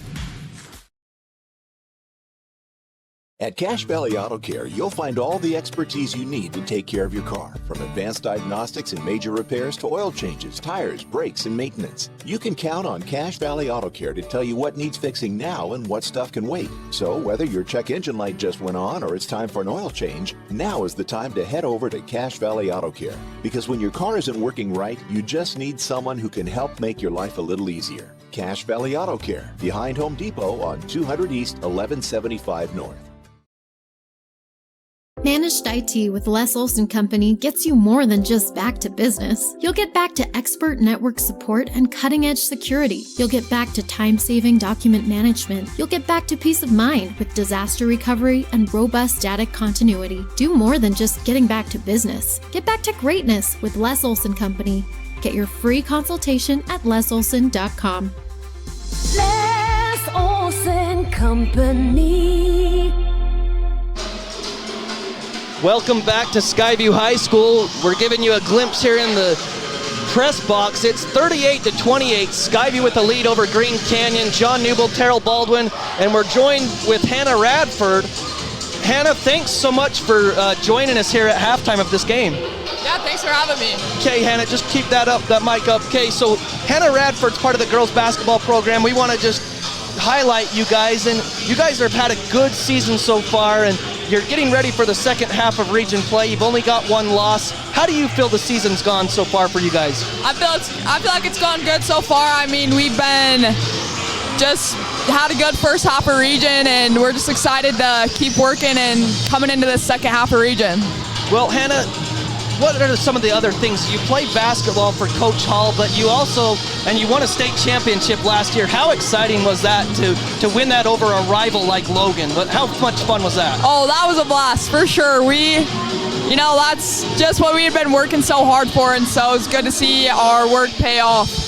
Well, one of the other things, too, that you do here at Skyview is you're on the Skyview volleyball team, and you won a state championship 2 years ago, right? Yes. So do you have enough spots at your home for all this hardware that you're bringing home with these state championships?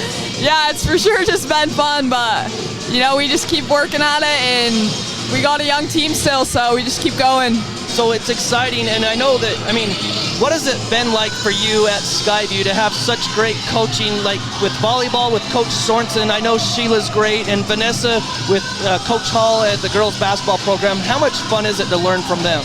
Oh, it's awesome. They're amazing. They know so much about the game, and they just coach us up good and help us to go where we need to go and just do what we need to do. So, Hannah, what's been the highlight of your season so far this year? Maybe including last season, obviously winning the state title. But tell us a little bit about some of your highlights personally. Man, I just like playing. I can't think of a specific moment right now, but just going through region has been fun so far, and I just love playing with the girls and with my teammates. They're just fun to be around and stuff. Well, what are some of the other things that you get involved in at Skyview? Is there anything else besides the sports that you have enjoyed? You're only a junior, so you got plenty of time here in high school, but what are some of the things that you've enjoyed being a part of high school that you like? My favorite part of Skyview is just coming out to the games, football games, basketball games, just supporting all the things going on. Also, I wanted to ask you, do you have a favorite teacher, subject? Not to put you on the spot, but is there something like that you've enjoyed here at Skyview as well? A certain class so far? Probably my medical anatomy class. Wow. Yeah, Is that something you want to do in the future? Yeah, I like the medical field and stuff like that. Okay, so, cool. Yeah. Well, Hannah, we appreciate you taking some time to come up here and just talk about Skyview basketball. And, of course, Skyview fans can watch you guys play on CashValleyDaily.com next Tuesday. You guys are the Region 11 girls basketball game of the week, the Skyview Green Canyon game. Talk about how exciting that rivalry is with Green Canyon.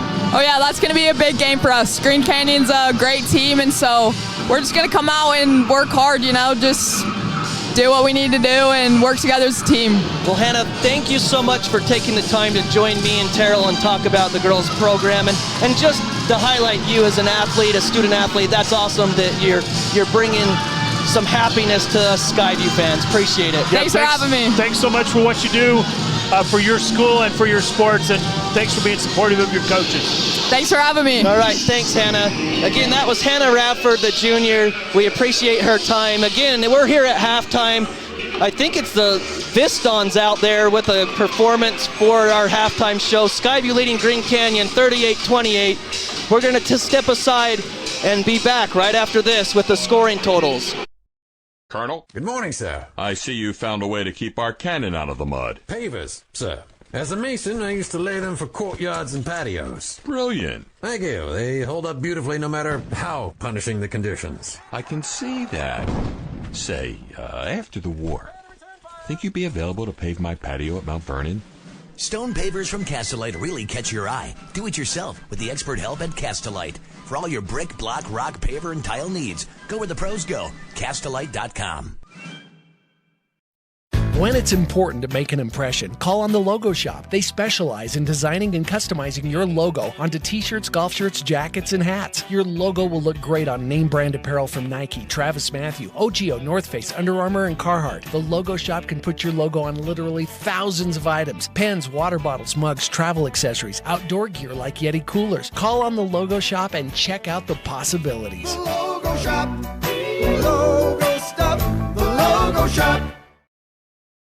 Thank you for voting Adams Wealth Advisors the gold winner for Best Financial Planner in the Best of Northern Utah competition. Understanding your family, jobs, and goals is how Adams Wealth Advisors will continue to earn your trust. This is Craig Adams. At Adams Wealth Advisors, we are here to help you receive peace of mind whether you've done a lot of planning or a little planning. Count on our team at Adams Wealth Advisors for honesty, professionalism, and integrity. Visit adamswealthadvisors.com or call 752-1702 to schedule a time with an advisor today. Please see adamswealthadvisors.com for more information on these recent awards.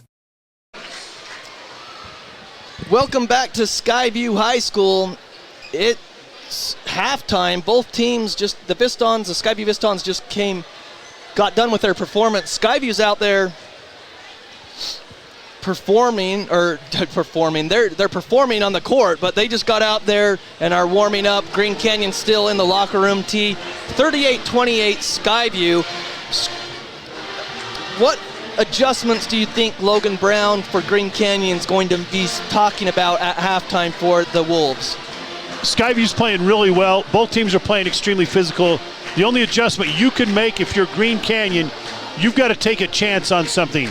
Either you've got to rotate it just a little bit quicker to get a hand up and contest those shooters, or you're going to have to somewhere along the line, give up some other shots. But I'll tell you what, I really think Skyview's shooting the ball with a lot of confidence. You've got to close out the shooters maybe a little bit closer.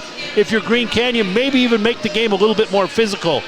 On the other side of the ball, if you're Skyview and you're defending Green Canyon right now, I'll tell you what, Jared Anderson is having a whale of a game. He's doing some great things. Brady Smith and Spencer Mon. To me, those are the three guys you've got to be concerned about. So you might want to close out just a little bit tighter on those guys and allow someone else on Green Canyon to probably try and beat you. But I think, John, both teams are playing so hard. You can see when guys go out, they're literally exhausted. Yeah. And they're getting a quick breather and then they're coming back in. Well, but I think both teams are playing really assertive and aggressive. Looking at the scoring totals here in the first half, it's pretty crazy when we look at this. Leading the way for the Bobcats, 13 points for Carter Davis. He's gotten 3 threes. 7 points for Braden Alder. He's knocked down a 3. 7 points for Hayden Howell on 2 threes. 9 points for Logan Dill. And 2 points for Brooks Rigby. You can bring that up because that's 2 points for Skyview's bench. Green Canyon has no bench scoring tonight, so Skyview leads that 2-0, but it's been all the starters scoring.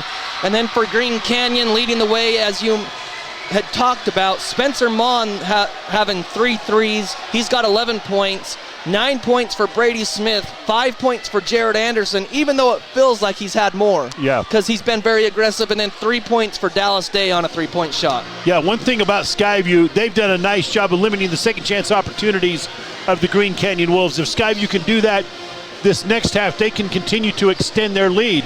On the other side of that, if you're Green Canyon, like we talked about with just a couple minutes to go in that half, you've got to do something to keep the ball alive if you miss a shot.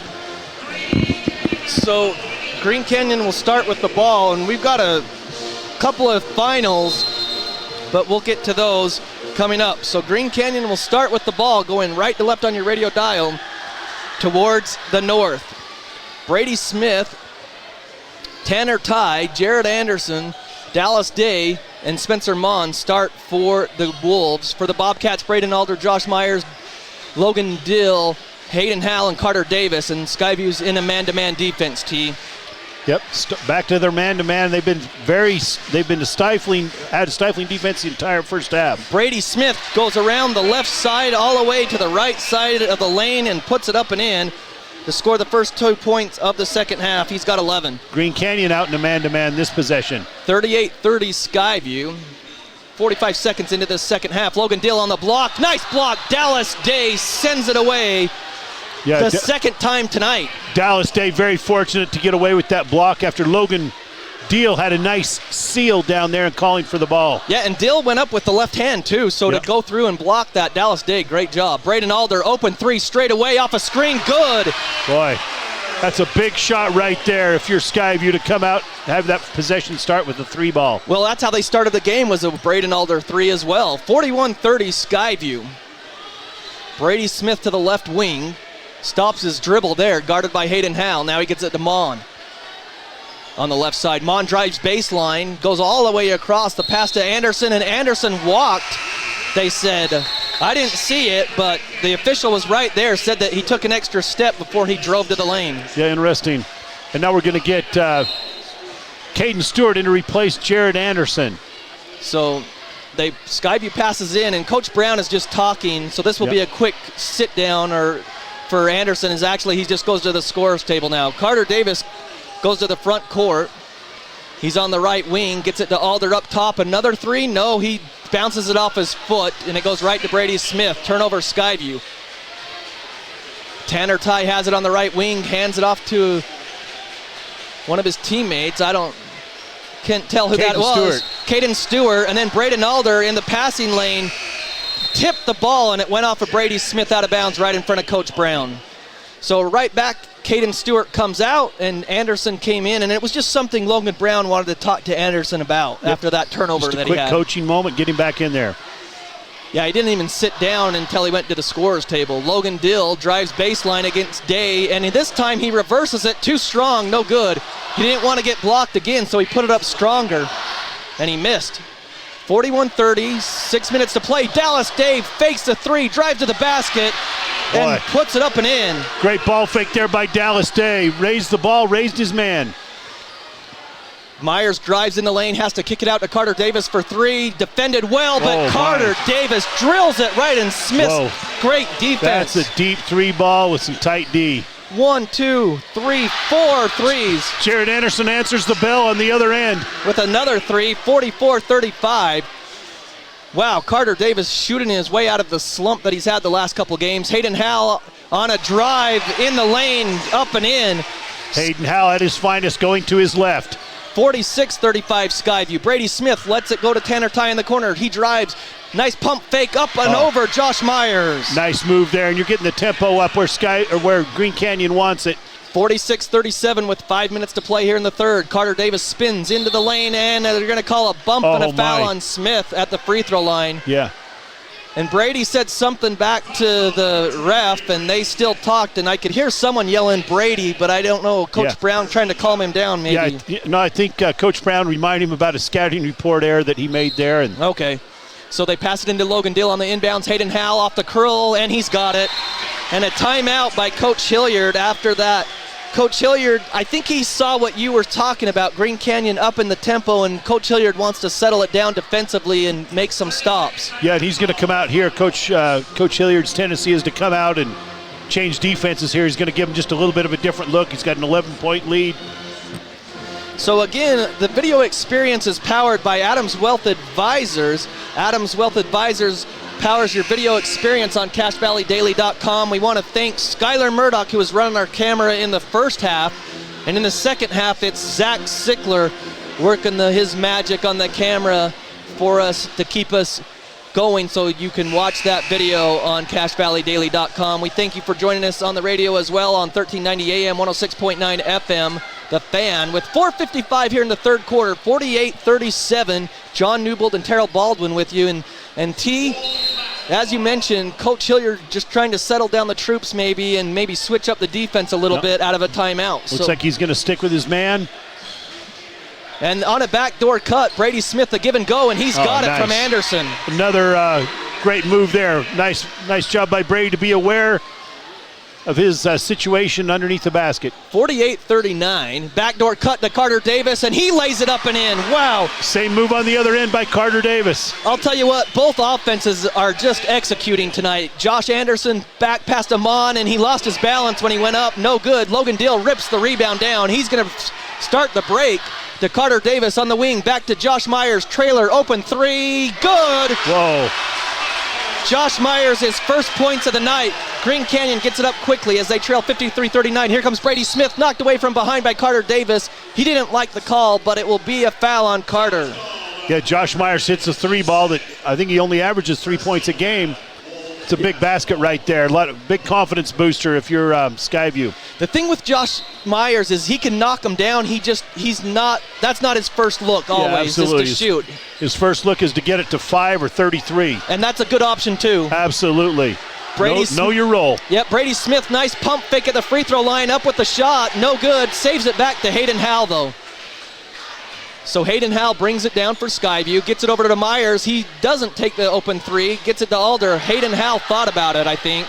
Logan Dill faces up Dallas Day, now to Myers, fakes the three on the right corner to Logan Dill on the pass off, easy layup, but they're going to call a foul on the pass off. Great job by Myers to get the defender in the air and then bounce pass it across the key. One thing he's doing a nice job of, he's catching the ball on balance out there on the perimeter. Ben Elston's going to check back in for the Green Canyon Wolves, John. So it will be Skyview basketball underneath their own basket.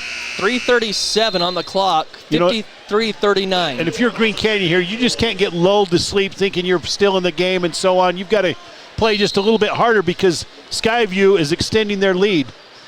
So they try to run the dribble play. They do to Logan Dill, but it's a great job by Tanner Tye to block that away there on the baseline. Nice still. Tanner Tye from the wing thinking about a three, but Logan Dill extends the defense out. Backdoor pass nearly stolen by Carter Davis. Brady Smith in the lane, kicks it back out. And on the move, up with the layup, foul Carter Davis. That player, is that Laken Ward? Laker Ward with that dribble drive.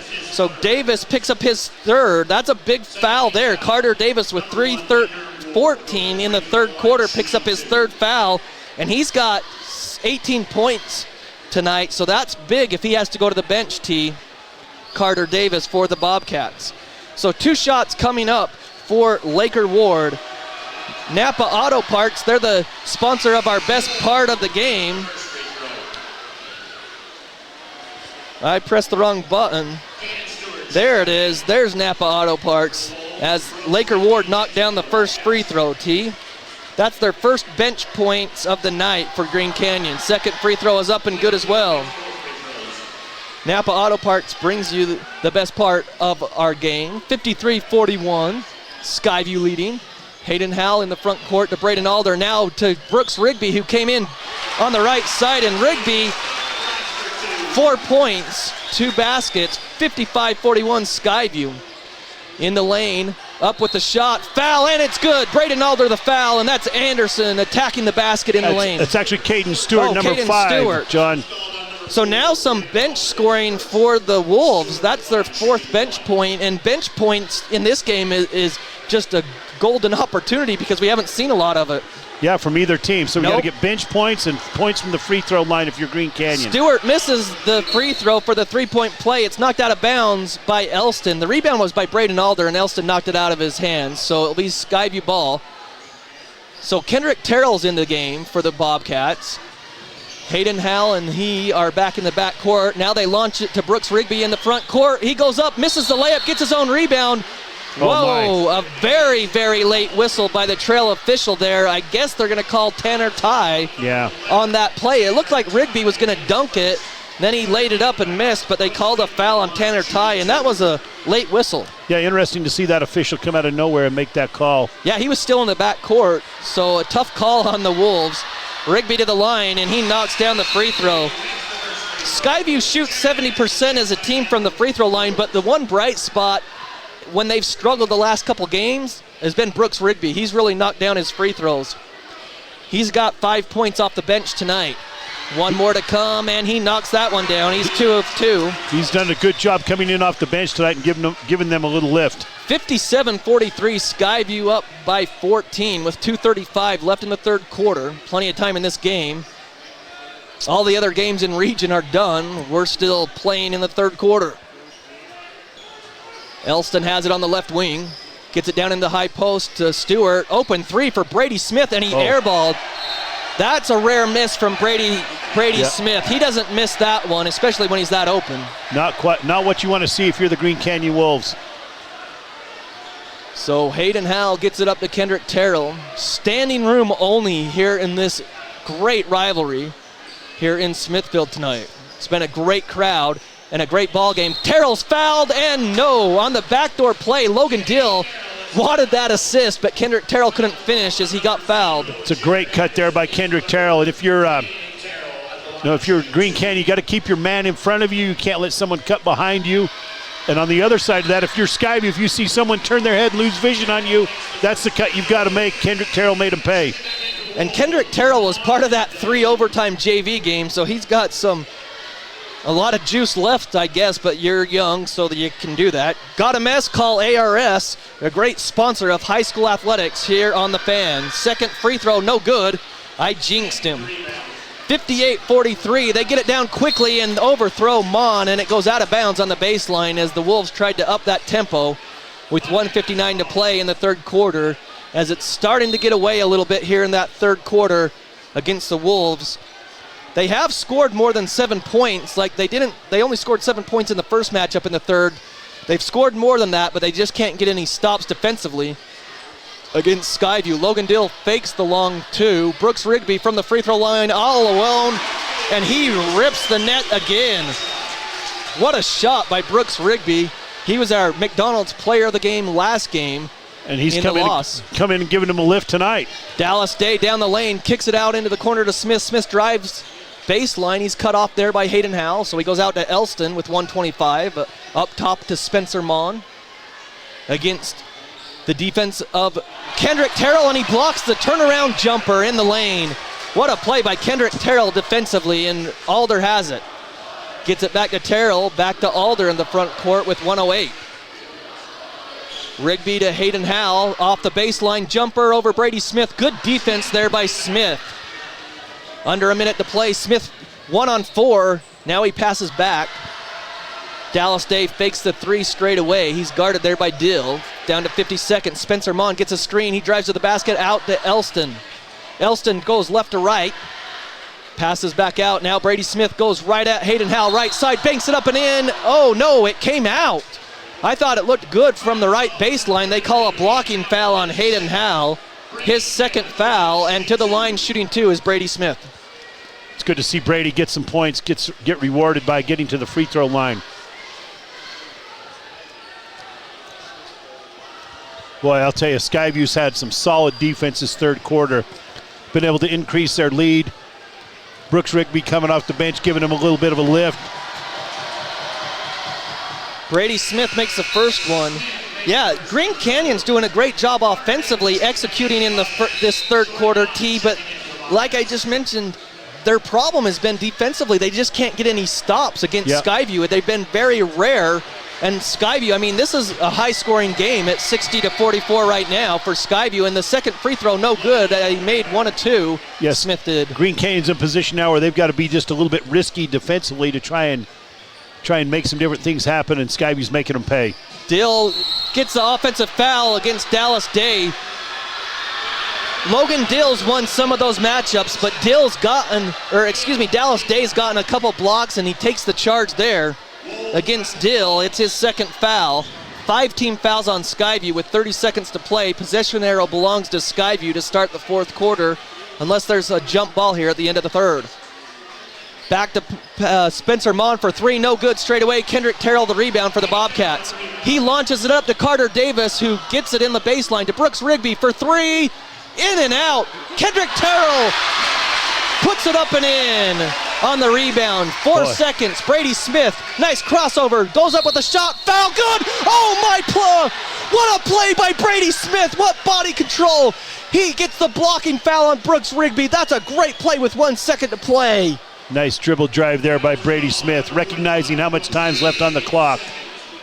What a play. He attacked the basket. He was at least 1-on-3 against the defense, and he just took it up, took the hit on the block. Yeah, definitely one of the bright spots for the Green Canyon Wolves during that third quarter, John. He knocks down the three-point play there. Finishes with a three-point play.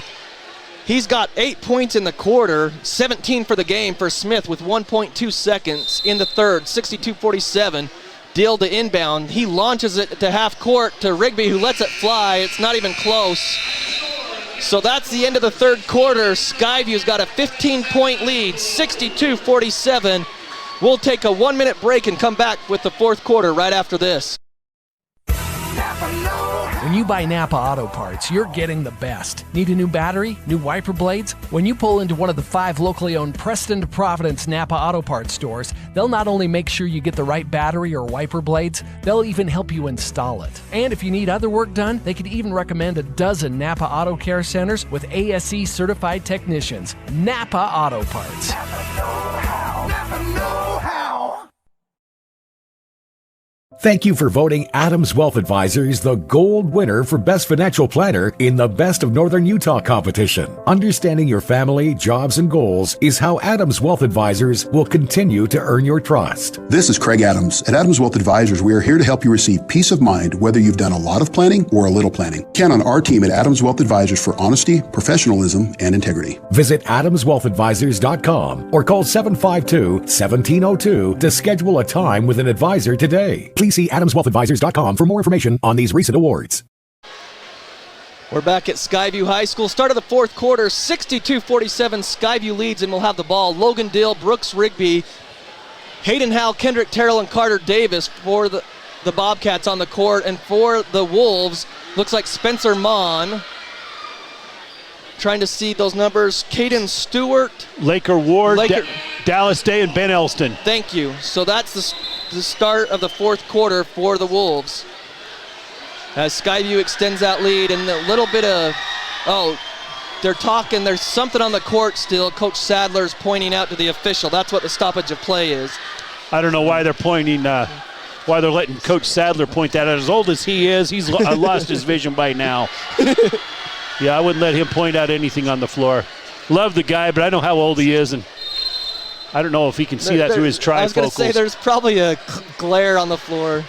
Kendrick Terrell pulls up from the elbow right side, and it gets a shooter's touch. Looked short, but it bounced up and in, 64-47. As Green Canyon, they trap. Long three, Dallas Day, and he drills it. He was 2 feet beyond the three-point arc, and he drills another three, his second of the game. He's got 8 points, 64-50. A big screen at half. Wow, an offensive foul on Kendrick Terrell.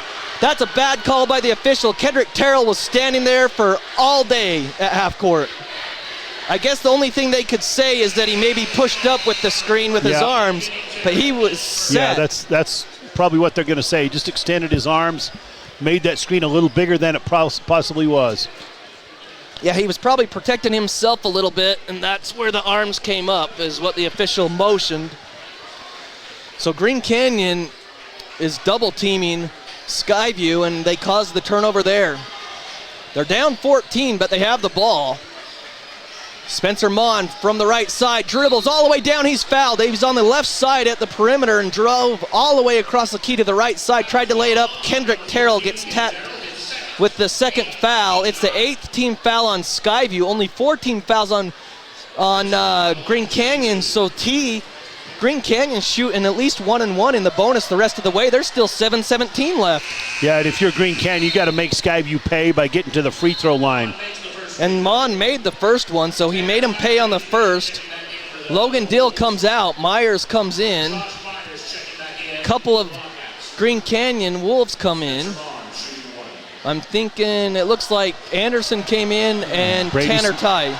Yeah, Tanner Ty and didn't Brady Smith? Yeah, Brady Smith. Okay, so both free throws were good. And it's a 12-point game, and Skyview, Hayden Howell in the back court. Spencer Mon about stole it. And then away from the ball, something was dropped on the court from up top or something. Looks like they just spilled a drink down there. They didn't even realize that up on the balcony above the playing surface, they'd spilled a drink. Looks like it's dripping down off there. Not something any of those kids did purposefully. Yeah, I think they just bumped it with their foot, and it went down because it's standing room only. A good thing the official caught that early with the that spill. could have been catastrophic right there to have someone slip on that. Principal Monson for Skyview's down there and just pointing up to him saying, guys, come on. Yeah, it looks like... even though they didn't mean to. Director of Sports Management, Rich Hall down there as well, giving him a hand. Love to see him doing any type of work. You might want to get a picture of that down there. So with 7:08 to play, hopefully that doesn't come into play. No. With that wet surface down there in the right corner. Yeah, and you hope they got it all. Looks like Brennan Reese down there helping out Rich. I don't think it will take a while. Both teams are back on the court, T. They went to their bench for a second, but I think it's going to take a while before they can really get that all mopped up. But the official says it's good, so we're ready to play. It will be Skyview basketball. Love to see those athletic trainers helping out. They do so much for these schools. Yeah, behind the Brendan. scenes. Thanks, Rich. So Carter Davis is double teamed at the perimeter to Myers. Hayden Howell has it. And now he spins away from that double team into the lane. The Euro step up with a shot, no good. It bounces out, and Brady Smith has it. He gets it quickly on the other end. Layup no good by Stewart. Mon goes up, he misses, he's fouled. And you talked about it, T. Coach Brown needed to take some chances as they were down by double digits. And they still are, but you can see how they've ramped up that defense. Yeah, they've got to take some chances. They've got to do anything they can to keep the ball alive. Spencer Mon here at the free throw line. Clock stopped with a chance to get the lead down to 10. Hasn't been at 10 for quite some time, John, probably since halftime. And you said they needed to make them pay from the free throw line because they're in the bonus with 6:45, but that's the 19th foul. The next one will be the double bonus, so that's even bigger as Green Canyon only has 14 fouls. So Skyview brings in Logan Dill back into the game. Second free throw up around the rim, no good. His first miss, I believe. Josh Myers gets it to Alder in the backcourt. He's hounded by Anderson, I think. Hands off to Hayden Howell in the front court there. So Skyview trying to run some clock here. Myers has it. Try to get in their offense down on the block to Logan Dill. And Dallas Day flops, and they just let it go, and it's out of bounds on Skyview. The only thing I would tell the official, in my opinion, is he might have not charged Logan Dill, but then Dallas Day tripped him. But they let it go with that contact, so Skyview's got to figure that out. 64-53, an 11-point lead. As the no call there, as he just said, get up and play. It went out of bounds on Dill. And then away from the ball, an offensive foul, I guess. Is that what I saw? Yeah, they're going to say Brady Smith away from the ball. It's a terrible call right there. His third. Boy. So it was 6:14, 15 foul on Green Canyon. Carter Davis trying to inbound. He can't run that baseline. He does to Hayden Howell. Hounded by Spencer Mon in the back court. Hayden Howell now gets it into the front court with 6:05 and an 11-point lead for the Bobcats. Myers back to Carter Davis.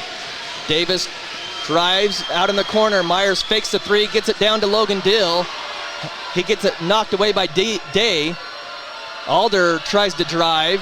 Anderson, great job moving his feet defensively. Hayden Howell, fade away over Anderson. Right side, no good. Rebound, Brady Smith. Brady Smith brings it down. He attacks the basket. Layup, too strong, no good, but nice offensive rebound by Ty. Out to Anderson for three. He's got it. Just like that, you got an 8-point game. 9-2. Green Canyon has outscored Skyview in this fourth quarter. Carter Davis drives. They call a timeout from the bench. 64-56, but that defense in the fourth quarter by Green Canyon taking some chances, T. They have outscored the Bobcats 9-2 to start this fourth quarter, and that's something Skyview had done to them in the first three quarters, is outscore them. Yeah, they're just closing out a little bit closer to shooters, just playing passing lanes, just trying to close those down. Another half step, and I'll tell you what, it's made a huge difference. And then on the other end, or along with that, they've only given Skyview one shot every possession this quarter. That's right, no offensive rebounds. Stay tuned post-game as we will announce the McDonald's player of the game for each school, for Green Canyon and for the Skyview Bobcats. Terrell and myself will pick a McDonald's player of the game. Visit your local McDonald's today for pickup and drive-through. As, again, stay tuned post-game. We'll have that announcement. Final scores, I don't know if I mentioned them around region. We'll just say it here. A buzzer beater by Bear River. They got a buzzer beater to defeat Mountain Crest 37-36, and Ridgeline pulled away from the Grizzlies 64-51 in the Grizzly Den. So Bobcat basketball, Coach Hilliard wants to settle his guys down and get back into that offensive flow that they had the first three quarters. Got to run some sound offense here if you're Skyview. Hayden Howell splits the defenders, kicks it out. It's a blocking foul. And the three was knocked down by Alder on the pass-off, but Anderson picks up the blocking foul. And that's what Skyview needs to do, is attack just like Green Canyon, and they got to get to the free throw line as well. You're exactly right, and they're one foul away from getting to the free throw line. 16th foul. That's the third foul on Anderson. So into the game for the Wolves is number 1, Laker Ward. Logan Dill has it back to Carter Davis, and he turns it over to Brady Smith. He should have just laid it up. Brady Smith attacks, goes to the basket, lays it up and in. Single-handedly trying to get him back in the game, a 6-point game. And Skyview gets it to Carter Davis, and it's a foul. It's a blocking foul. Good call. Logan Brown's fired up, but I like the call there. They call it on Brady Smith. Coach Brown didn't like that one, T. Oh, no, there's an official out here he's got a long history with, and he just happened to make that call. Got it. And stay away from Coach Brown. And that official knows it, and Coach Brown knows it. Fourth, the big-time foul that's 4 on Brady Smith. Yeah. That's why it's big. It puts Skyview in the bonus, 17th foul, 64-58 with 4:59 to play. Skyview had the lead up to 15. Carter Davis to shoot, 1-1. He makes it. And for Carter Davis, that's a big free throw. He's had chances before, and he's missed some. And that call goes against Carter Davis, would have been his 4th, right, John? Yes, that would have been Carter's 4th. You're right. That's exactly right. With 4:59 to play, it's a 7-point lead. 65-58 Skyview. One more free throw coming up. And Carter makes both. He's got 20 points. 66-58. Skyview needed a basket there, and they got it finally at the free throw line. Dallas Day against Logan Dill. Dribbles him all the way down from the high post, down to the post. Now he passes out front. Good defense by Dill there. Spencer Mon on the right wing. He drives, and he's going to drive to the lane and lays it up and in. Spencer Mon lays it up and in. And then a blocking foul, I believe. I looked up too late. What happened? Yeah, that's going to be a reach around on Spencer Mon right there. So going to the line will be Hayden Howell, not the person you want to foul. Spencer Mon picks up his 4th foul. Wouldn't have mattered what happened right there for Green Canyon. That's going to be a foul called by Preston Juggler. That he calls that, huh? All right, so 66-60. So now you've got both teams in the bonus. 18 fouls on Green Canyon, 9 on Skyview. Hayden Howell drills the free throw there. So Kendrick Terrell to check in now. With one more free throw coming, Braden Alder comes out. So 4:37 left in the game. Plenty of time left the way that this pace is picked up here in the fourth quarter. 67-60 and now 68-60. Boy, Hayden Howell steps up and makes 2 big free throws. Brady Smith has it in the front court. You've got to watch him. Skyview's dropped back to a zone, T. They're in a 2-3 zone. Yep, going to play a couple possessions of zone here. See how Green Canyon adjusts the way they're attacking man-to-man defense. Now Spencer Mon has it, and this slows down that tempo, T. Brady Smith has it on the left side. Into the corner, Spencer Mon for 3. Off the rim, no good. Kendrick Terrell the rebound. That's his sweet spot for Spencer Mon, that corner jumper for a 3 ball. This time it comes off the rim. Kendrick Terrell drives. Left side, up with the shot. Short-armed it, no good. Fight for the rebound. Last touch, they save. I guess Dallas Day, or is that Ty? That's Dallas Day. Skyview might have got away with a foul there on Kendrick Terrell. Yeah, he looked like he was over Dallas Day's back. Logan Dill will have the inside position with 3:58. Anderson, I believe, came out. Logan Dill to Carter Davis to Hayden Howell. Good defense there by Mon to not let him shoot the 3. Now Hayden drives, kicks it in the corner to Myers, to Kendrick Terrell, to Carter Davis, left wing 3, no good off the rim. Rebound to Tanner Ty. Great box out by the Wolves. Tanner Ty brings it down, gets it to Mon. Another 3 from that same spot, and he drills it. Tickles the twine right there, and Coach Brown gets a timeout. You said that was his sweet spot. He missed the 1 last trip. This time he doesn't miss. And he's got 8 points in the quarter, 19 for the game. And that's his 4th 3 of the game. Timeout, Logan Brown, 68-63. Skyview will take a 30-second break and come back with 3:32 left in this matchup. Sack lunch, picnic lunch, business lunch. There's nothing better or more satisfying than the lunch special at Old Grist Mill. It's lunch the way Mother Nature intended. All natural bread, the perfect amount of meat, veggies to your liking. And then it only gets better with your choice of a fresh-baked cookie, chips, and drink. You know what we're talking about, that famous Old Grist Mill lunch special. Get your made-to-order special at the South Logan, and now Smithville locations. Old Grist Mill, here for you. 68-63, Skyview with a lead here in Smithfield, T. Green Canyon, I about said Logan because of Logan Brown, but Green Canyon has outscored the Bobcats 16-6 in the fourth quarter alone. Yeah, they're doing a great job, Green Canyon, as far as just making sure that Skyview doesn't have any second chance opportunities.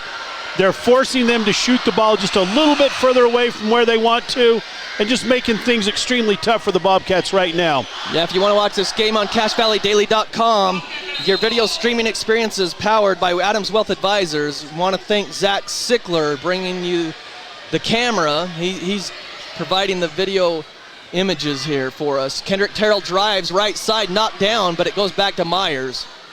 Carter Davis has it out of the timeout. They work it down to Logan Dill in the post. He passes to Myers for 3. Open, no good. Rebound to Brady Smith. Open look, he just couldn't finish. Brady Smith score, and he's fouled. Kendrick Terrell, baby. His 3rd foul, and Brady Smith is single-handedly trying to take over this game, attacking the rim.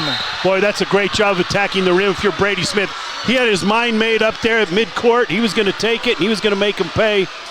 21 points for the senior, 6-foot senior, as he is showing his athleticism with 3:08, can cut the lead to 2. And it's good. Completes the 3-point play, 68-66. Carter Davis called a timeout. Coach Brown didn't like it. As Carter Davis went to call a timeout, he lost the ball. And look at Coach Brown. He is just excited, pumping up that circle when they go to the scorers table there. What a job is Logan Brown. That's what I like about Logan Brown. I've seen it ever since he was at Logan High School too. He just is fired up. He could put on a uniform. He's pretty fired up about that. I'll tell you what, I'm pretty sure the only reason the official awarded him that timeout is because he heard it verbally come out of his mouth. Yeah, because he did drop the ball on the baseline. No doubt about that. Great awareness, though, by Carter Davis to get that timeout. And great heads up by Green Canyon to be at the right place at the right time to force that timeout. Well, and we talked about it in the pregame. In the first game, Skyview punched Green Canyon in the mouth. They didn't respond. Tonight, they got punched in the mouth for 3 quarters, but they've responded. Carter Davis tries to inbound it, saved by Green Canyon. It's going to be Green Canyon ball. Who was that? Spencer Mon. Spencer Mon with the save. And then he threw it off of Hayden Howell out of bounds on the baseline. And Skyview turns it over. Green Canyon can take the lead on this possession with a 3 or tie it up with a 2. 3:05 in this game. What a matchup here, as it looked like Skyview was going to run away with it, Terrell, but Green Canyon did not fold to start this 4th quarter. You get a basket here, you're Green Canyon. Boy, you've got plenty of time. Don't need to get anything. Brady Smith has it. Skyview's back to a man-to-man defense. Get a simple play here if you're Green Canyon. Under 3 minutes to play. Spencer Mon near the circles. He's guarded by Carter Davis. He pulls up inside the 3-point line, misses. Loose ball on the floor. Logan Deal has it. They call a jump ball. The Skyview possession. Yeah, Skyview faithful won't like that because Logan Deal pulled it out of there and it went through the legs of the defenders, but it is a jump ball. Sure didn't look like Green Canyon had their hands on the ball either, but you never know. It's hard to tell on the floor there, and so they get the ball with the possession arrow. With 2:45, Green Canyon can still take the lead. Possession arrow now goes to Skyview. Anderson has it on the right wing. He's going to drive, goes up with a shot, no good, and Dallas Day saves it to Brady Smith. Now to Tanner Ty, back to Brady Smith, and they'll reset near the circles and set up their offense. If you're Green Canyon here, you got to make sure your money players have the ball. That's Brady Smith and Anderson tonight, and Spencer Mun's knocking down some clutch shots. Got plenty of time for your Green Canyon here. Get a good solid possession, a good solid shot. Three-pointer, got it! And Green Canyon leads. Anderson with the 3. Boy, that's a big shot right there. 69-68, Green Canyon. Hayden Howell drives up with the shot. Foul and good! Hayden Howell answers with the and one opportunity. And Skyview retakes the lead with 2:04. What a play by the junior. Nice dribble drive there by Hayden Howell to answer the call on the other end. He split that double team at the perimeter and went right down the lane. Nice body control to get the bump and the foul. Boy, that's a great answer there by Hayden Howell. Braden Alder comes out. What a game here in Smithfield. That JV game was just a precursor of this one. Hayden Howell knocks down the 1-point basket to make it a 3-point play, and Skyview back up by 2, 71-69, under 2 minutes to play. Skyview drops back into a man-to-man. Brady Smith has the ball. Now he goes back to the circles to reset. Anderson gonna set a screen for him up top. He drives. Smith on the baseline. Out to Dallas Day. Fakes a 3. Loses the ball. Regains possession and goes out front to Mon. Mon drives down the lane. Up with a shot. And it's a block. No good. Logan Dill trying to take the charge. It looked like a block to me as Dill got there late, and so it's probably the right call. Yeah, definitely the right call. Logan Dill didn't come over and take it in the chest, where those officials like to see that. So 3 fouls on Logan Dill, 10 team fouls on Skyview, 9 on Green Canyon. Spencer Mon to the line to shoot 2. And it's in. 1-point lead. Spencer Mon is having a great 4th quarter. I might have been marking the points on Spencer Mon instead of Brady Smith, so I've got it all screwed up, T. 71-70 Skyview. Second free throw around the rim, no good. Rebound to Howell. He gets it to Kendrick Terrell into the front court. Skyview up by 1. Every possession is huge now with 1:25 left in the game. Hayden Howell to Logan Dill down the lane. And he got away with a travel maybe. Puts it up and in. Skyview's up 3. That's Logan Dill's first points of the second half, T. Yeah, interesting. Boy, sure looked like we got away with a travel, but a guy with great court awareness. Brady Smith has it. Down by 3. Layup. Good. 73-72 Skyview, under a minute. Kendrick Terrell has it in the front court. He throws it away, but Hayden Howell saves it. No, it's stolen by Anderson. Anderson lays it up, good, and he's fouled. Kendrick Terrell turns it over, and then he makes it even worse by fouling Anderson.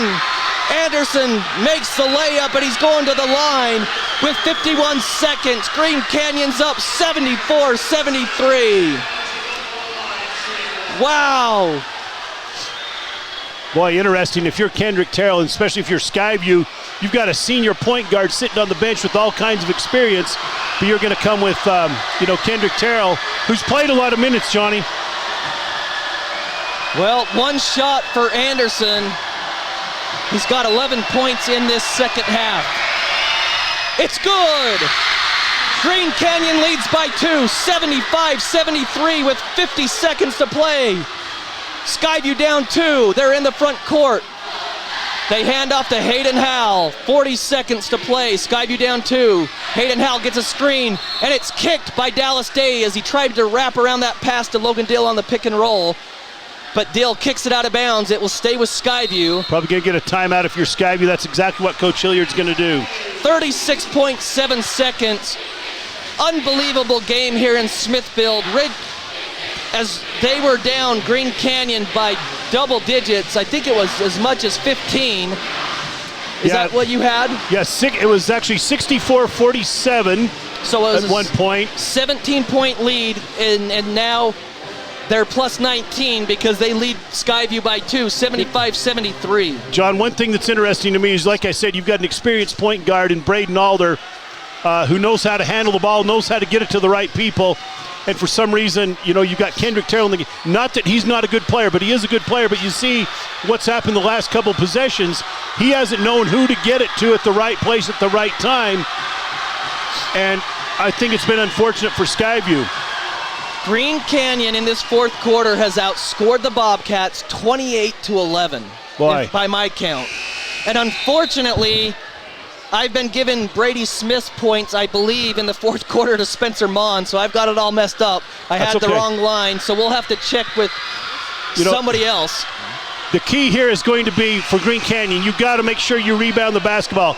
If you're Skyview, you've got plenty of time. You've got 36 seconds. You don't have to take the first available shot. Carter Davis to inbound. He goes up top to Alder, who just came in the game. Hayden Howell has it, guarded by Mon. Gets a screen from Dill, and Hayden Howell is stolen. Spencer Mon has it. A lot of contact there, but no call. Brady Smith to Spencer Mon, layup, good. They lead by 4, 14 seconds. Josh Myers loses it to Hayden Howell. He's got a timeout. Out of bounds. No, he's out of bounds. Oh yeah, out of bounds down there on the baseline. So Skyview lose control. Coach Hilliard's fired up at the official. All the official does is shrug his shoulders. Hayden Howell was definitely bumped and fouled, but it goes away, and they're hot. The Skyview assistant coach, Chris Jansen's all over the official, and I think he has every right to, because Hayden Howell was knocked down and no call. But Spencer Mon, they found him, laid it up, and it was good. And it looks like Green Canyon with 11 seconds lead 77-73. I think they're going to pull off the upset. Here's what you've got to be thinking about if you're Skyview. You've got 11 seconds. You've got plenty of time. Okay, you've got plenty of time to make some things happen here. What you've got to do is try and deny the ball in. If the ball comes in, then you're fouling right away. You're only down 4 points. Obviously, that's a 2-possession ball game. And I'll tell you what, I don't know that I would foul right away if I'm Skyview. You'd maybe try and get 1 or 2 seconds, and if you can't get a steal, then you go and foul. The most important thing for Green Canyon is you've got to make sure all 5 guys are communicating offensively and know that when you inbound the ball, they're going for the ball. Skyview's going to go for the ball. It's going to be physical. You've got to be strong with the ball. You can't afford to let Skyview rip one from you underneath the Skyview basket. And if you're Skyview, that's exactly what you want to do, John. Yep. So Myers on the baseline was out of bounds. And so Green Canyon basketball, they lead 77-73 with 11 seconds. Skyview matches up. They bring in Davis Hall for defense. And a technical foul on Coach Hilliard. So that's going to seal the game. with that technical foul because it will be 2 shots for Green Canyon. And the Green Canyon ball. Boy, you sure don't like to see that. That's unfortunate for my friend Coach Hilliard down there. But you understand his frustration because Hayden Howell definitely got knocked down on that play. I do. I'll tell you, there's one guy down here in stripes that has a little bit of a history coming into Cache Valley. And unfortunately, he's made some questionable calls tonight. Brady Smith knocks down 1 free throw on the technical. And he's got one more, 78-73. And the second one is up and good as well. So Green Canyon is going to get their revenge there, Terrell. 79-73. Coach Hilliard still talking to the official. It's a different official, but he's still after him. You got to get the ball in if you're Green Canyon. Get it into your playmaker right there. And they do to Smith, and they're trying to foul, and the referee won't call it, and Kendrick Terrell gets the foul. Carter Davis is saying, the ref that called the technical, Carter Davis is saying, what are you watching? I totally reached around and fouled him, and you're not going to call it. Yeah, that's usually what happens at this point, unfortunately. Yeah, it was 6 seconds. You've got to be, if you're an official, you got to be anticipating that foul. You got to know what they're trying to do. Well, I'm sure the official, it's the same one that called the technical. He's just like, hey, I'm getting out of here. Shot up and good on the free throw for Smith. Boy, what an amazing turn of events for the Green Canyon Wolves. 80-73. They're going to win the game strictly in this fourth quarter. Smart timeout there by Coach Brown to remind them, time and score, time and score. 6.5 seconds to go. 80-73. If you want to watch this replay, go back to CacheValleyDaily.com. You can watch the replay of this game later and just see this amazing comeback by Green Canyon in the fourth quarter. Wish Coach Sadler would step out there and contain my good friend Coach Hilliard. You don't want to see him do anything that's going to be it's going to keep him from coaching next game. Obviously, he's upset. And Logan Brown was upset earlier with the same official. So I'll tell you what, though, just as a programming note, tomorrow region championships for the swimming in Region 11 up at Utah State. We're going to be streaming that live on CacheValleyDaily.com tomorrow morning at 9:30 a.m. What time we do it? What time are we meeting up there to do the commentary and the play-by-play? I'm not. AJ Knight's covering it as far as I know. And then next Tuesday, the girls' Region 11 game of the week will be Skyview at Green Canyon. That'll be Tuesday night at Green Canyon High School. It'll be Skyview at Green Canyon. So 80-73, Green Canyon. What a remarkable fourth quarter for the Wolves as they're going to get the victory and have sole possession of second place as he knocks down the second free throw. Carter Davis brings it down. He goes up with the shot. They don't call anything. 81-73 will be your final. The officials, they book it out of there as quick as they can. So 81-73, what a comeback for the Wolves. Boy, what a game. Tough loss for the Bobcats tonight. So we're going to step aside. It's final, 81-73. We'll take a break and come back with our post-game show right after this.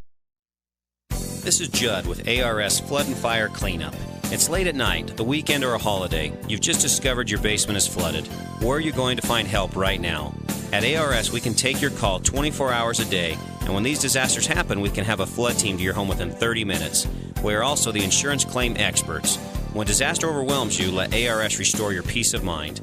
Call 753-9600 or go to our website at arscleanup.com.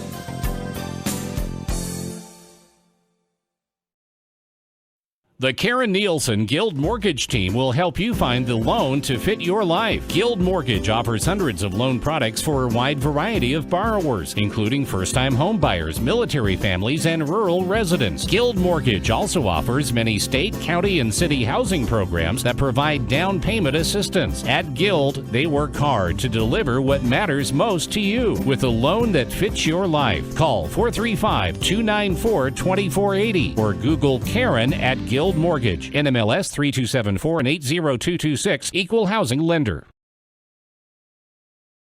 Jessup Insurance and Retirement Services, let us guide you. Do you have retirement questions about financial planning and investing, Medicare, estate planning, or complex tax strategies? Jessup Insurance can answer those questions. Let Jessup Insurance guide you into a better retirement. Call Jessup Insurance 435-213-3200 or Google Jessup Insurance. Jessup Insurance and Retirement Services. Let us guide you. My name is Sabrina, and I'm a student at New Horizons Beauty College. I've learned all sorts of things, how to have more patience and understanding with others, but I've also learned a lot of different techniques having to deal with hairstyling, nails, coloring, chemical services, and the most rewarding thing, seeing your improvement and then seeing what you've done to others and how happy it makes them. My name is Sabrina, and I recommend becoming a student at New Horizons Beauty College.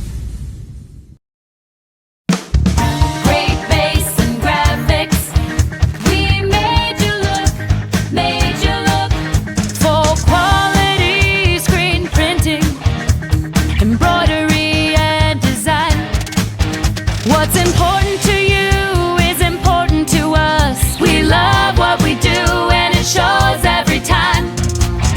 Great bass and graphics. We made you look, made you look.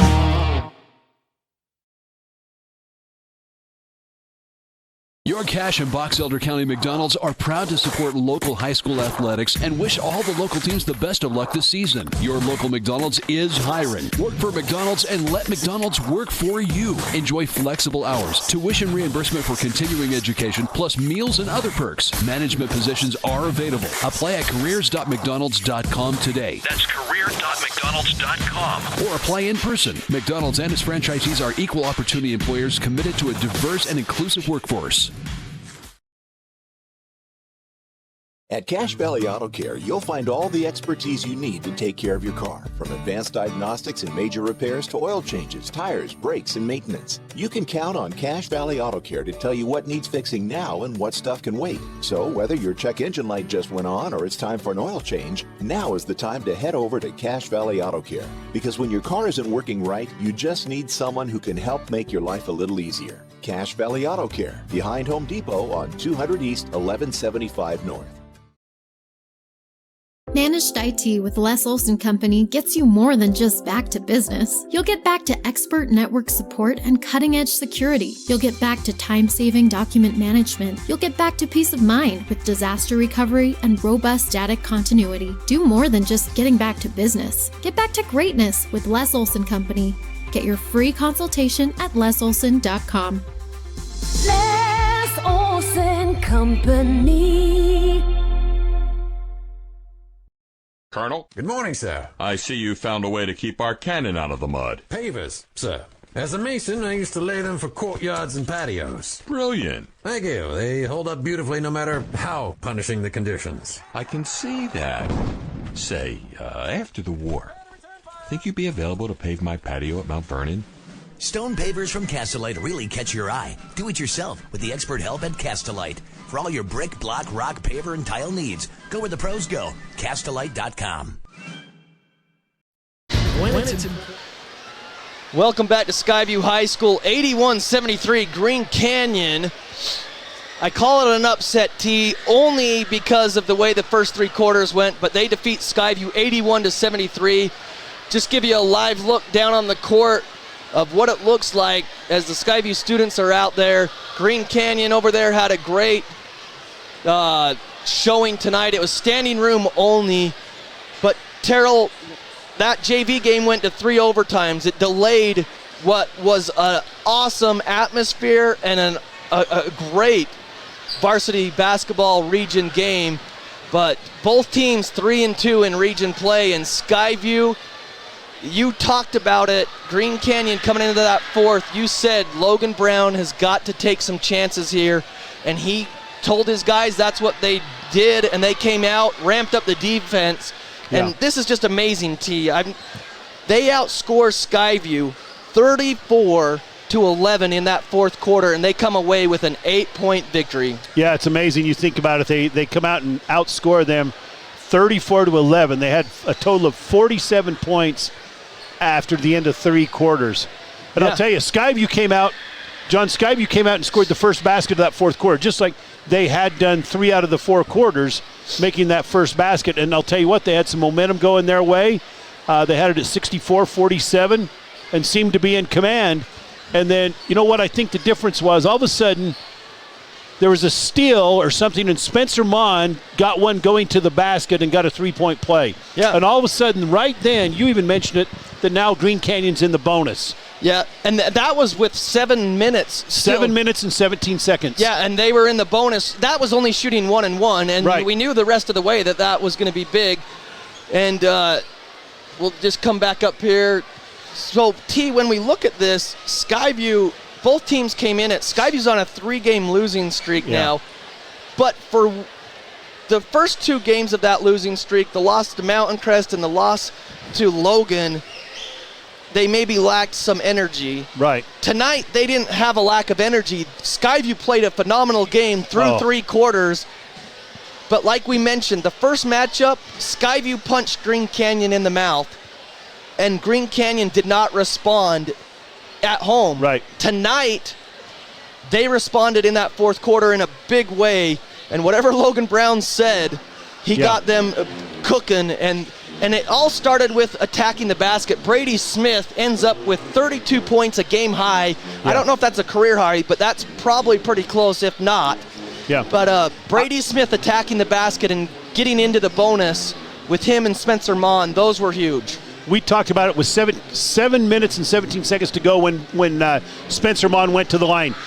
At this point, Green Canyon's got to get some points with the clock stopped. Yep. And then from that point on, they just had some lockdown defense.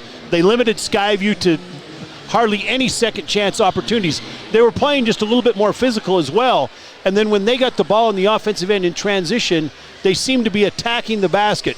We had Spencer Mon go to the line for some old-fashioned 3-point plays. Definitely Brady Smith. He just kind of took this game over. Jared Anderson playing with a lot of confidence. John, that was a phenomenal basketball game, a phenomenal night. On the other side of that, if you're a Skyview fan, I'll tell you, their record is no indication of the type of ball club they are. They're talented. They've got length. They've got several players that can come off the bench and do some things. And, they're down a player tonight, and I'll tell you, they had some other guys step up and do some really nice things. John, the only interesting thing is, Braden Alder, who's done a great job, probably might not have played as much in the fourth quarter as he should have. Yeah, he had 10 points is what he finished with, 2 3-pointers of his 10 points, and I was just adding it up while you were talking, T. That was a difference, too. Skyview was knocking down 3-pointers and open 3-pointers. Yeah. And then they didn't really knock down that many. They had 6 at the half. They ended up with only 9. Green Canyon, on the other hand, they had 10. In the first matchup, Skyview had the 10 3-pointers, and I think Green Canyon only had, 6 or 7? Let me double-check there and see. I know I wrote it down. 6 3-pointers in that first half. And Green Canyon only shot 12 free throws in the first game. I know they shot a lot more tonight. Right. The only reason I bring that up about Braden Alder, he knows who the horses are. He knows who to get the ball to. Mm-hmm. He's a pass-first point guard. When Kendrick came in, not that he didn't do some things right. I'm not criticizing him at all. But I'll tell you, I just think they look just a little bit out of sorts. And, I know Kendrick had maybe a turnover or 2 or whatever, but I'll tell you what, he could still do some damage with his length defensively. And, it's hard to ever pinpoint any certain possession or any certain player or substitution by any means. But I'll tell you, one thing we did see tonight, John, was 2 teams play as hard as I've ever seen 2 teams play for 32 minutes. Yeah. And then we had some bonus basketball with that JV game. Yeah. And boy, those 2 teams played hard as well. Yeah, and so I'd say our Napa Auto Parts best part of the game was probably, I would say, we saw great basketball all night, but that fourth quarter, and with this atmosphere and that comeback, as a Skyview announcer and as a Skyview, maybe more, I'm more slanted towards Skyview. Maybe absolutely, you're Green biased Canyon. towards Skyview. There's no problem in saying that. So the best part of that game, it's sad to say, in the loss, but I think that fourth quarter, that was exciting high school basketball. Yeah, really exciting high school basketball. I love to see that. I think the most exciting part of the game is when we tipped it off, John. Yeah. 45 minutes later than normal. You and I working together. We've got our one of our colleagues up here doing it on for his network as well. And I'll tell you, I thought it was a great atmosphere. Both teams played so hard. We saw some great sportsmanship out there. We saw some calls go both ways against and for the other team and so on. And I'll tell you, I love both of these coaches. I love what they're doing with their kids. And both teams are going to continue to play even better. Yeah, and Great Basin Graphics, they're the sponsor of our Make You Look play or the play of the game. And I don't know, T, what would be the best play of the game? I think because Green Canyon won, I would say the best play of the game. I really felt like Dallas Day had some great plays tonight with the blocks that he had against Logan Deal. So we're joined with Coach. Go ahead, T. Yeah, and some of those might have even been Logan Deal had him sealed down there several times, and for some reason, Coach Day was able to, Dallas was able to come around and knock that ball away. Well, Coach, we're joined with Coach Hilliard, and Coach, really tough loss here tonight against Green Canyon, a rival, a team that you guys took out in North Logan. What was the difference in your mind in that fourth quarter? Because that looked like that's when Green Canyon took over. I don't know if we were a little tired. We just didn't execute offensively. We just didn't take care of the ball. And credit to them. They put the pressure on us a little bit, and we didn't handle it the last 3 minutes. We didn't make enough winning plays tonight in the fourth quarter to come out with a victory. Coach, it seemed like Green Canyon really did a nice job of limiting your second chance opportunities in that fourth quarter. Yeah, that was probably it a little bit.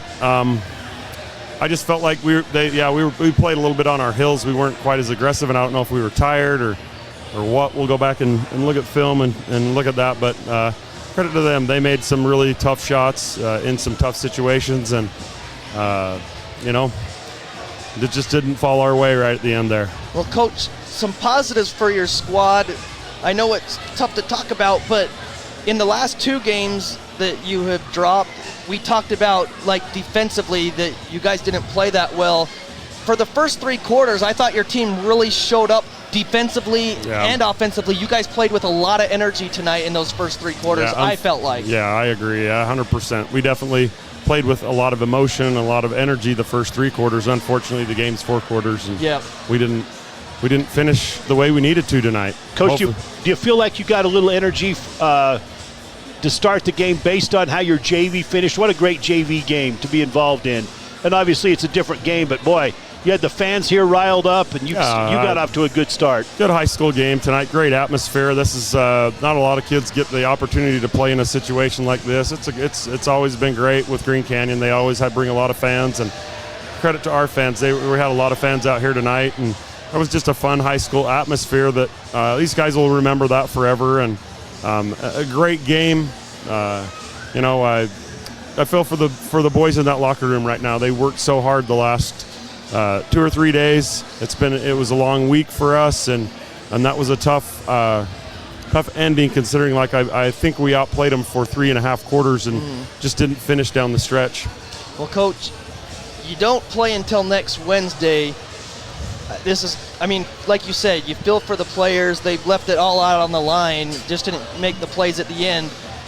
How do you and your coaching staff keep their chins up? Because, this is the start of second half of region play, and you've still got Ridgeline coming in next Wednesday, who you guys beat in Millville. Yeah. That's got to be some confidence for you, but after 3 straight losses, how do you keep their chins up? Well, I don't have to worry about that because these kids really care about each other and love each other. They'll show up to practice on Monday, and they'll give us their best effort. They'll listen, they'll be coachable, and they'll be ready to go. We'll put together a good game plan, and these guys will rebound, and we'll be fine. The great thing about this is it's a tough region loss. Yes, it is at home, but it's how you're playing at the end of the season, not how you're playing in the middle of the season. And that's what we'll just keep preaching to these guys, and they'll buy in. They're great kids. They'll respond. And with your RPI, it seems like it's easier to move up, Coach, in that RPI. I don't know about the RPI. It's with 13 teams. Not much movement can be made. Not much movement can be made. We'll just have to take it one game at a time. Yep. Can't worry about the RPI. Can't worry about, can't worry about the next game, one game at a time. We got to go 1-0. We got to go 1-0 next Wednesday, and we'll have the kids ready. I thought we had the right mindset. I thought we had them prepared tonight. We just didn't finish. Well, Coach, one thing that was interesting, Coach, you scored. One thing that I saw. You've always done a great job of this. Your team scored first out of 3 out of the 4 quarters. And I'll tell you, that always gives you a little bit of momentum. And you scored that early basket in the 4th quarter, and you had quite a lead there. And then for whatever reason, Skyview just bucked up and played a little bit, Green Canyon bucked up and played a little bit better defense. Did you notice anything different going on during that 4th quarter that, I know you got that timeout and so on, tried to get your guys going again? Well, it was just more rest than anything. A lot of those guys played most of the game. Giving them a little bit of a rest, but definitely trying to execute one of our better sets, trying to get us an easy look at the basket. And I thought for most of the game we'd been doing a great job of that, but we did struggle. We struggled to score and finish, down the stretch in the 4th quarter. I thought we had some great looks at it. I thought Kenny had a great look at it, driving in the lane. One thing led to another, and we had 2 or 3 turnovers right there in the last 3 minutes that were costly, right in front of Logan's bench, right there at half court. Well, I won't say anything about the officials. Yeah, Coach. Well, we appreciate your Freaking time. Horrible.